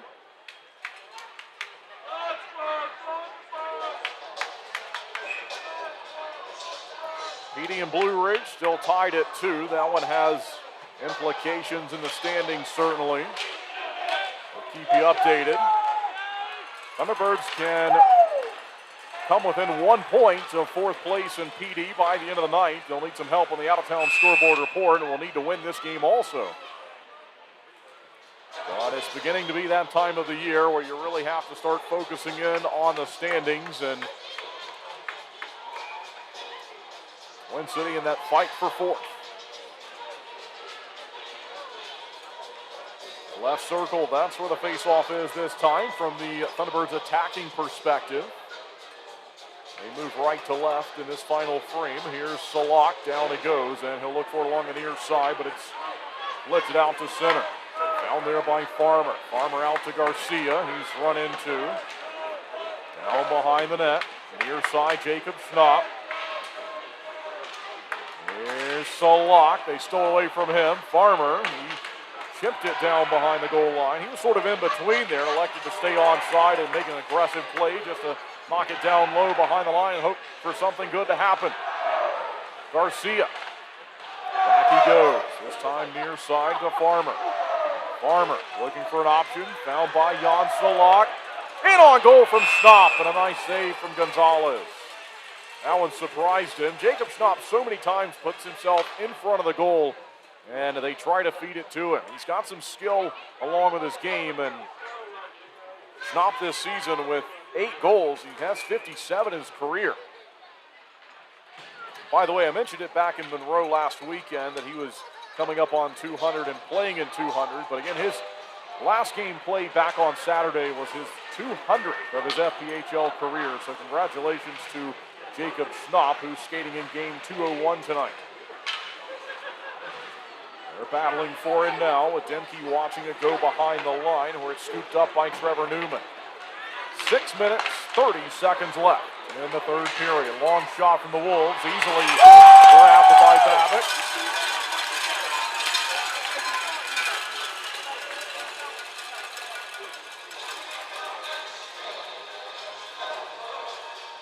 And there'll be a defensive zone face-off here on the way for Twin City.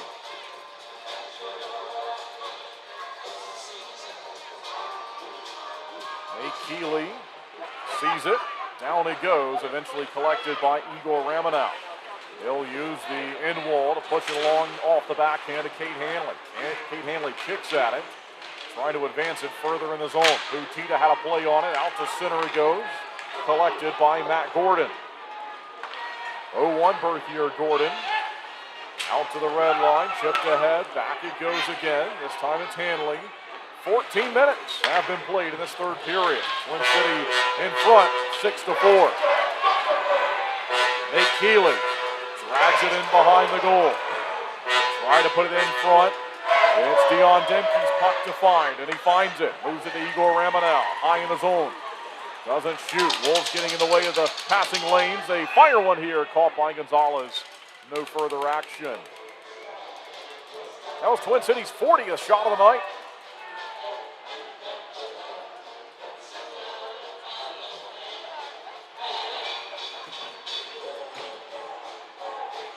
Shots were 19-9 in the first period, 13-8 in the second period, and here live in the third period, 8-7, all favoring the Thunderbirds.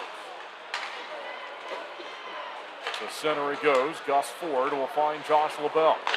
They'll stretch it across the rink. Connor Craig up to Gus Ford, gets behind the defenders, shoots, scores!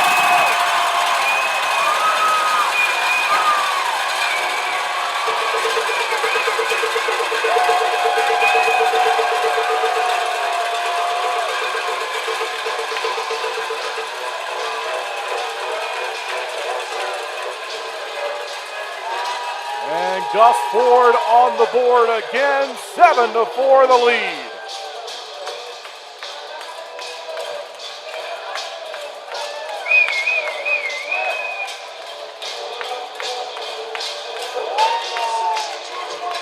Face off at center, Jan Salak sees it go away from him as Gus Ford has another one.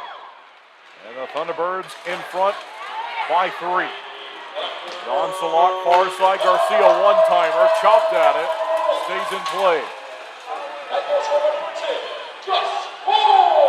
There's the announcement on the goal to Gus Ford. Onside a chance for Watertown, they center one, and it's moved away with a right pad save from Boris Babbitt. Taken aside here by Corey Cunningham. Pressure to the back of him from Zimmerman, up to Garcia. Garcia looking for Schnapp. Schnapp has it, shoot, save made. Down it goes, Ricardo Gonzalez blocked that one. 4:35 left to go in the Culvers third period. We thank you for tuning in tonight on YouTube, Facebook, Sportfy, and WTOB Radio. Kendall Grayson with you as always. As the Wolves center one, it goes in off a deflection, and it's 7-5. Well, that one was a tough bounce for Babbitt right out in front of him. It went in sharply, and Babbitt was having words with his defenders up the rink there, and I think they know that was an unfortunate bounce that the goaltender probably not responsible for, and now it brings us back to 2 goals. 4:24 left. This has been high scoring tonight.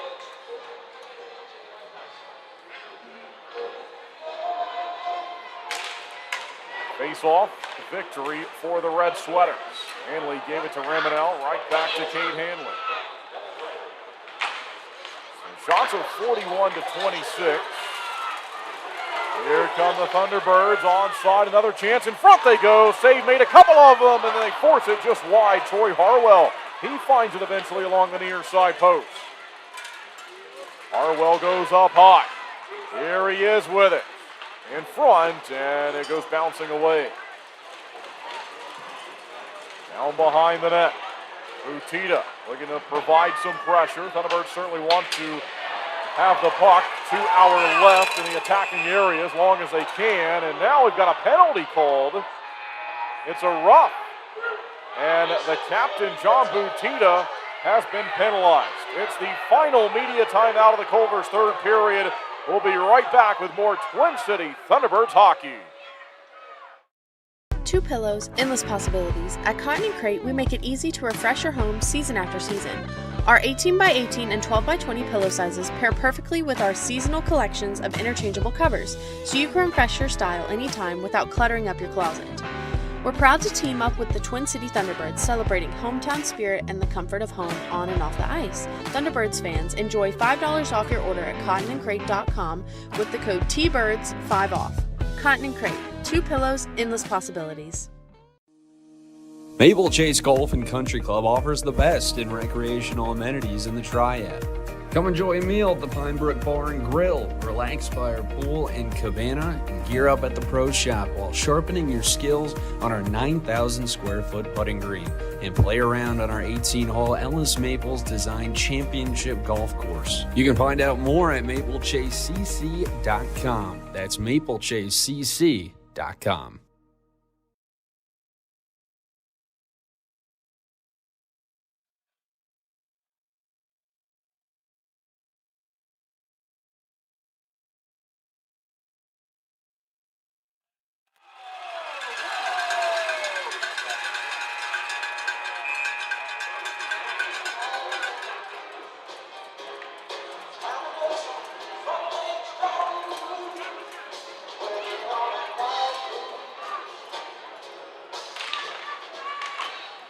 John Butita in the box for a rough. Power play underway for Watertown. Long shot goes wide of the net. It's a 7-5 game here. Thunderbirds in front by 2. Looking to put this one away, but the Wolves to the attack on the power play. Late in the game. Long shot, glove save made by Babbitt.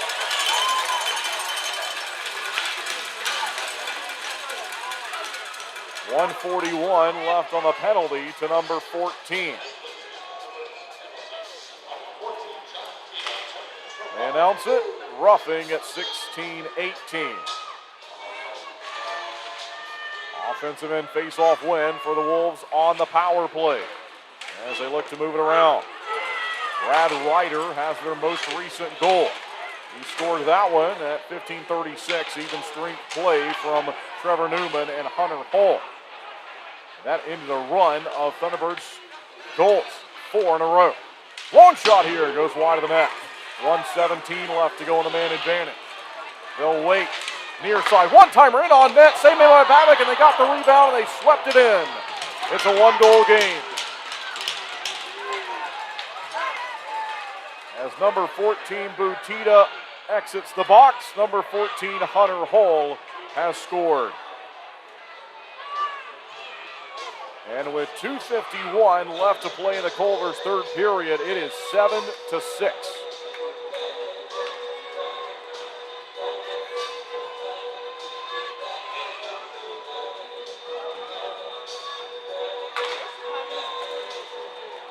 Face off the logo at center. We've got a one-goal game between these two teams here on this Friday night.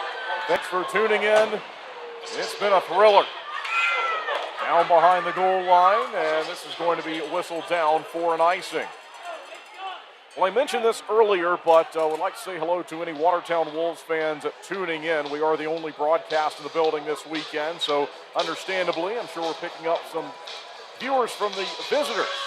And we hope that you're enjoying the broadcast, and we hope you'll come back and watch tomorrow night's game as well. If you're in the area, Thunderbirds fans, tickets are selling fast to the game tomorrow night. It's a 6:05 start time, and we hope to see you here.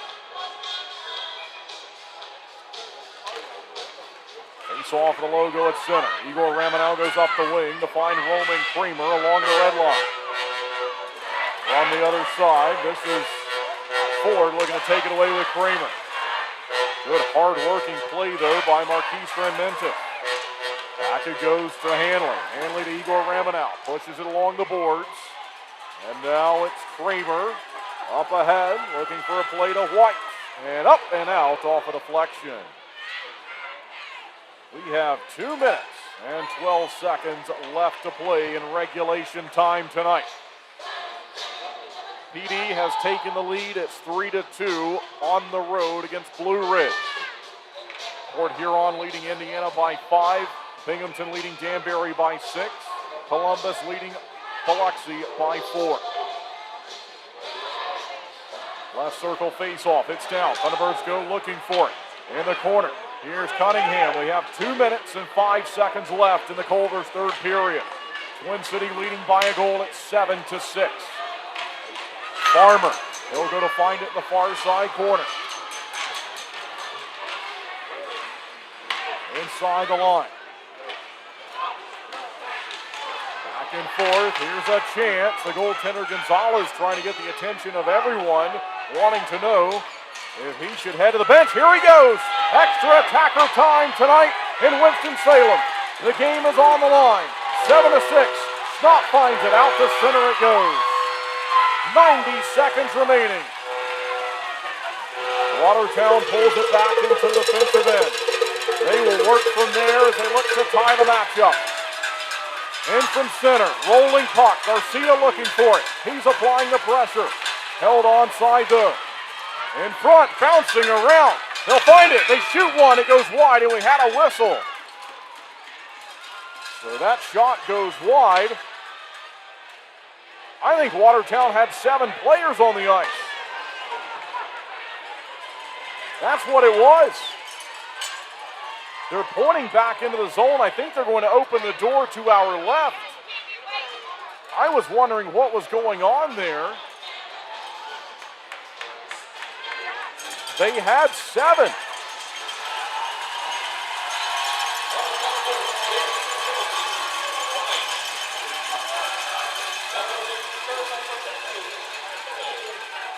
What a mistake from the Wolves. All right, this is going to put the Thunderbirds on the power play for the rest of the game unless they score or unless they commit a penalty. And if they score, this game will be over. If they commit a penalty, it will not be. 69 seconds left, 2 minutes on the board. Too many men on the ice. Offensive end face-off victory. Far side circle. Back behind the goal. 1 goal lead, 1 minute left. Kramer, Ford, LaBelle, Craig. Still with Connor Craig. Now Zach White. High in the zone. Josh LaBelle. They'll move it around. Connor Craig down behind the goal line. Far side for Ford. Up high in the zone it goes. 42 seconds remaining. LaBelle gives the pass. Back it goes again. Collected by Ford. Still onside. 33 seconds remaining. LaBelle across the shot. Save made. Gonzalez. 28.3 left to go. Timeout. Watertown. What a game this has been. We thank you for tuning in. Thunderbirds did nearly everything right, and in fact, I think they did everything right there other than score. That puck never left the zone. That's the main thing. If they can hold it onside, they won't need another goal to win this game.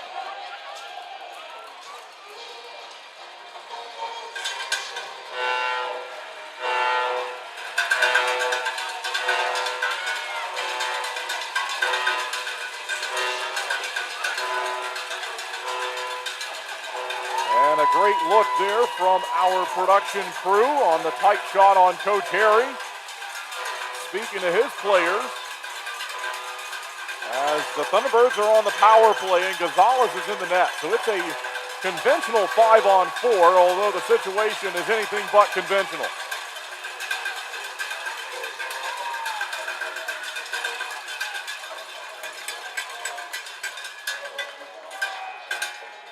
All right. Less than 29 seconds left in the Culvers third period. Offensive zone for the Thunderbirds. They're on the power play. They lead the game 7-6. The timeout is over. Face-off win. Twin City with it. White put it down behind the goal line. Sent to center. LaBelle's got it. 18 seconds left. He backs up into the zone. Fires it out to center. Roman Kramer looking for it. Watertown finds it. And offside is called to the blue line. No, they continue on. Chance in front. They fire in. They score!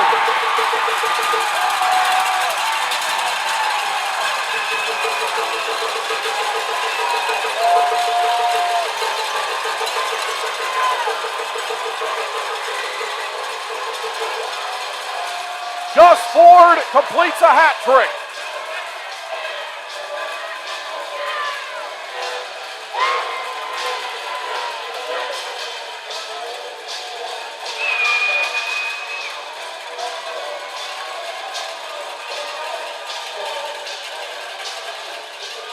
Well, you could hear the fans whistling right below us. I thought a stoppage was on the way at the blue line, but I thought the play was onside, so I wasn't quite sure. And then it was put in front to Ford. He waited out the goaltender Gonzalez, who did make one left pad save on him, but that was it.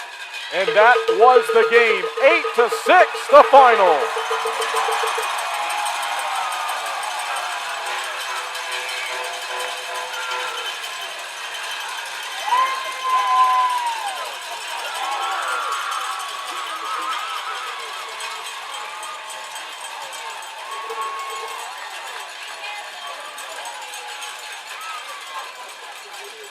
Twin City has won for the 18th time this season. It's a 2-goal win here on home ice to begin the weekend. These two teams will return here tomorrow and match up once more. A 6:05 puck drop. We hope that you can join us here. If you can't, the broadcast online with a 5:45 pregame show.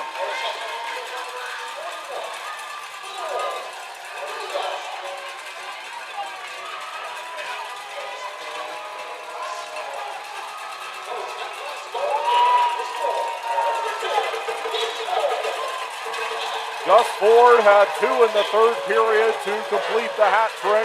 The Thunderbirds salute the fans as they always do after a win here, circling the rink, tapping their sticks along the glass, celebrating with the folks who made it out tonight. And we thank them for doing that, and we hope to see you back tomorrow as the crowd celebrates another win by this team. Forrest Babick will get the win in net after replacing Chad Purdy, who was looking for a win on home ice for the first time in his career. It didn't go his way tonight. We'll see what Coach Harrison does with the goaltenders tomorrow. They have 2 that are certainly capable of winning them hockey games. I think Gus Ford will be the first star, but we will wait and see officially.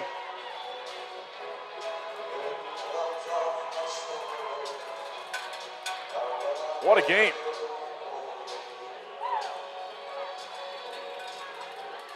Three stars of the night, presented by Atrium Health, Wake Forest Baptist. And we'll stay with you for the 3-star selection.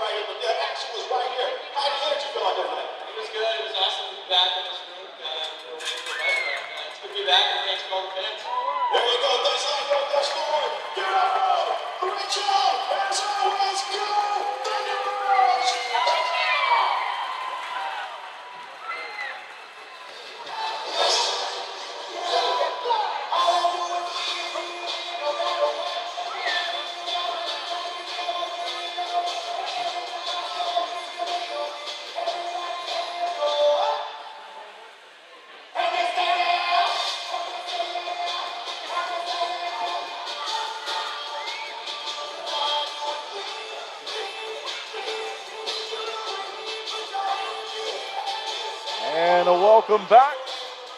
Thanks for tuning in here in the postgame show. Kendall Grayson with you as always, and thank you as always, everyone, for making Twin City Thunderbirds hockey part of your evening. What a game this was. It says 8-6 on the score sheet, and I don't think that comes close to telling the story. This one was truly a wild hockey game between these two teams who, again, they don't see each other often. We talked about that during the pregame show. And this weekend series is the only time that they will see each other this season, playing across different divisions. But it's an 8-6 final here tonight. Shots on goal 41-29, favoring Twin City. And we'll get to the recap here. And I think they've made some scoring changes, or will make some scoring changes, but we had Corey Cunningham as the third star. Connor Craig came out, and then it was announced to Cunningham. Kramer is showing as the second star for my side of things. Gus Ford is showing as the first star, but they have him with 2 goals and 2 assists instead of the Hattrick Goal that was scored with the Hats thrown on the ice. But they are making a couple of changes. I know the Dion Demke goal that was scored back in the second period was from scored by Nate Keeley. They have it showing as Demke. Connor Craig's power play goal early in the second, I think that was the one that was going to go to Salak. So anyway, we will run through all of this for you here at the end of the matchup. And again, what was truly a wild game. Shots on goal, again, I mentioned it, 41-29. The online scoring system has it 43-29. And so that would give the Wolves the advantage in the third period by 1 shot at 12-11. So we'll run through the scoring for this one here in the postgame show and letting you know what this one looked like tonight. It was an opening goal of the night for Igor Filipov at 9:59 of the first period. He makes it 1-0, and then in the final 2 minutes of the first period, there were 2 goals, 1 for each team. So Trevor Newman is going to make it 2-0 for the Wolves at 8:16 of the Pine Tree Tavern first period. John Butita, though, with, again, this team had 8 goals tonight. You could make the argument that that first one from Butita might have been the most important one because it got the Thunderbirds scoring goals. They got them on the board. They had so many chances, so many shots on net. At the time, the shots on goal were pretty heavily skewed to one side. But Twin City was not getting the goals. And the longer and longer I think a game plays out like that, and the more and more you allow a netminder to build momentum and really get into a groove and settle into the game, I think you run the risk of the goaltender, continuing to get hot and really take the game over. And then you're starting to put pressure on yourself more and more and more because you're seeing the shots, you're seeing the chances, you're feeling the chances, and the game looks pretty good, but the goals aren't going in. So you go back to the first period there in the final 2 minutes. I thought that was a huge goal for John Butita. And again, this team had 8 of them tonight, so you can sit back and try to debate maybe which one was the most important. That one was very critical to get late in the first period to stop the run of 2 unanswered from Watertown to begin the game. And then that started the run of 3 consecutive from the Thunderbirds. Watertown would put 2 on the board, and then Twin City would put 4 in a row, 2 for Watertown. The final goal scored by Twin City. So really this game was, the story of it was just the game of runs back and forth from these teams. So it's 2-1, 18:39, the time of the scoring play for John Butita back in the first period. So the Thunderbirds outshot the Wolves at 19-9 in the first, but they are down by a goal at 2-1 going into the second period. The second period was a wild period tonight, and if you told me that we would have a period with 5 goals And that would not be between the two teams, and that wouldn't be the highest scoring period. I would have been very surprised. That's what we had in the third period. Had 5 goals between the two in the third, but 6 goals between these two teams in the second period. So here's what this one looked like. 4, by the way, from the Thunderbirds, and that was when they really, I think, took control of the hockey game, was in the second period. So there were goals in bunches from this team tonight. Butita scores late in the final 2 minutes of the first period. Thunderbirds come out in the second period, and they get 2 in the opening 2 minutes and 12 seconds. Corey Cunningham from Matt Garcia, and then officially it's still showing as Dion Demke from Nate Keeley and Igor Ramanel at 2:12 of period number 2. So the Thunderbirds, for the first time tonight, they take the lead. They were down by 2, down by multiple goals back in the first period. They jump ahead to take the lead at 3-2. But then Watertown, as they did so many times tonight, they come back with an answer. And they find the second goal of the game for Igor Filipov at 6:59 of the second period even strength. Marquise Grant-Mentis then scores an even strength goal at 11:45 to give Watertown another lead at 4-3 after falling behind. They jump ahead, and that would be their final lead of the matchup as the Thunderbirds from there score the final 5 of the final 7 goals between the two teams. So it's 4-3 for the Wolves at 11:45 of the second period. Connor Craig scores a power play goal at 18:03 from Corey Cunningham and Jan Salak. That's officially how it's scored there, and that made it 4-4. Gus Ford at 19:47 of the second period from Zach White and Connor Craig, 5-4 the score at that point. Thunderbirds then retake the lead, and they would not give it up. So it's 5-4 late in the second period, and the Thunderbirds carry a advantage into the third period tonight. Shots on goal in the second period, 13-8, favoring Twin City. So we go to the final frame of regulation time, which of course is the Culvers third period here on the broadcast. And goals scored several times in that period from this team, but it started with a scoring play from Roman Kramer at 3:32. So Kramer scores at 3:32, and that gives the Thunderbirds a 2-goal advantage at 6-4. Gus Ford and Zach White with the assists on that one. So it goes from the 2-goal lead to a 3-goal lead at 7-4. Gus Ford from Connor Craig and Josh LaBelle at 14:37. But then Watertown answered back. They had an even strength goal at 15:36 from Brad Ryder. And then Hunter Hall scores a power play goal at 17:09. That was the Wolves' final goal of the night to make it 7-6. 17:09 was left to play. 17:09 was the time the goal was scored, so less than 3 minutes to play in the game. And the final goal was scored. It's scored officially to Zach White from Gus Ford and Roman Kramer. And so that's why Ford is only showing with 2 goals at the top of the screen. And so it's Ford's goal at 19:56 from Kramer, and then likely White is how that one will be scored when it's all said and done. And so that's the end of the night with an 8-6 final. So that's how we got here tonight. Shots on net in the third period, 12-11. Thunderbirds had the 43-29 shots on goal advantage overall. We'll have one last look at the out-of-town scoreboard report before we go off the air tonight here in the post-game show. By the way, we thank you for sticking around here in the post-game show. If you're on your way home, please get there safely. We know there was a lot of traffic earlier tonight, and certainly wish that would have turned out a little bit better for many fans attending the game. They did push the start time back 15 minutes. They had moved it up originally. This was supposed to be a 7:35 start. It got changed to 7:05 a couple of weeks ago, and then got pushed back, as it turned out, 15 minutes to try to accommodate the late arrivers from the traffic fiasco outside. But if you're on your way home and you're tuning in, thanks for doing that, and thanks for joining us here on another home game for the Thunderbirds here on this Friday night. But here's what it looks like on the out-of-town scoreboard report before we go off the air. It's a 3-2 lead for PD, as it shows in the third period on the road against Blue Ridge. And so the Thunderbirds have put their 3 points on the board in the standings. I update that now. It's showing to me as 5-2. So the Ice Cats are going to win that game if they haven't already. 5-2 is the score in that one. So it looks like the Ice Cats will put 3 points in the standings after the Thunderbirds did it here just moments ago. And so back and forth, these two teams will continue to fight for the fourth place positioning. So likely going back to the 4-point spread that it started tonight. And the Thunderbirds do have a game in hand on the Ice Cats. But it's 5-2 there.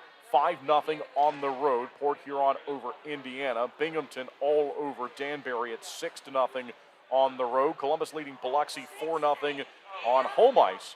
And a tie game 2-2, Baton Rouge and Topeka. So that's what it looks like on the out-of-town scoreboard report. We remind you that the Thunderbirds have just launched the gold standard pricing, and so there's really good ticket deals available.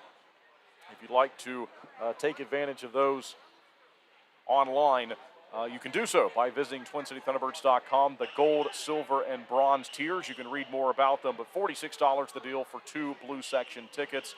2 red section tickets offered at $33 and $20.26 the price for the bronze section, bronze tier, 2 white section tickets for the pricing there. We also remind you that the Thunderbirds now have the replica game-stitched jerseys available through the one-stop flock shop.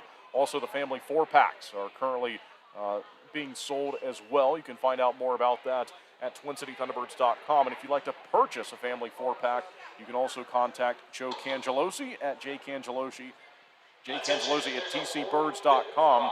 You can also dial him up at 336-413-3794 for information on the family 4-packs. The NASCAR night merchandise still being sold through the one-stop flock shop, and we can let you know that the rescheduled NASCAR nights, unfortunately the weather had some impact on that. That has now been rescheduled for our next Friday night home game now, as it turns out, for the 13th of March. And so that's the next time we'll be on home ice on a Friday night.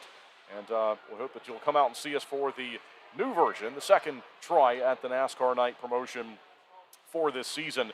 But first, we've got a home game here tomorrow night at 6:05, a road game on Sunday to complete a busy 3-game weekend. But this will be it for the broadcast and the post-game show. Kendall Grayson signing off from the Winston-Salem Fairgrounds Arena, where we thank you for tuning in. We hope to see you right back here tomorrow. But the Thunderbirds win this one. The final score is 8-6. Tomorrow night's game will begin at 6:05. The pregame show will begin at 5:45. TwinCityThunderbirds.com for tickets and more information, as these two teams will have a rematch. And if it's anything like the game we saw tonight, there will be a lot to look forward to tomorrow, as this was an exciting showdown between these two teams. Good night from Winston-Salem. Thunderbirds win this one, 8-6, the final.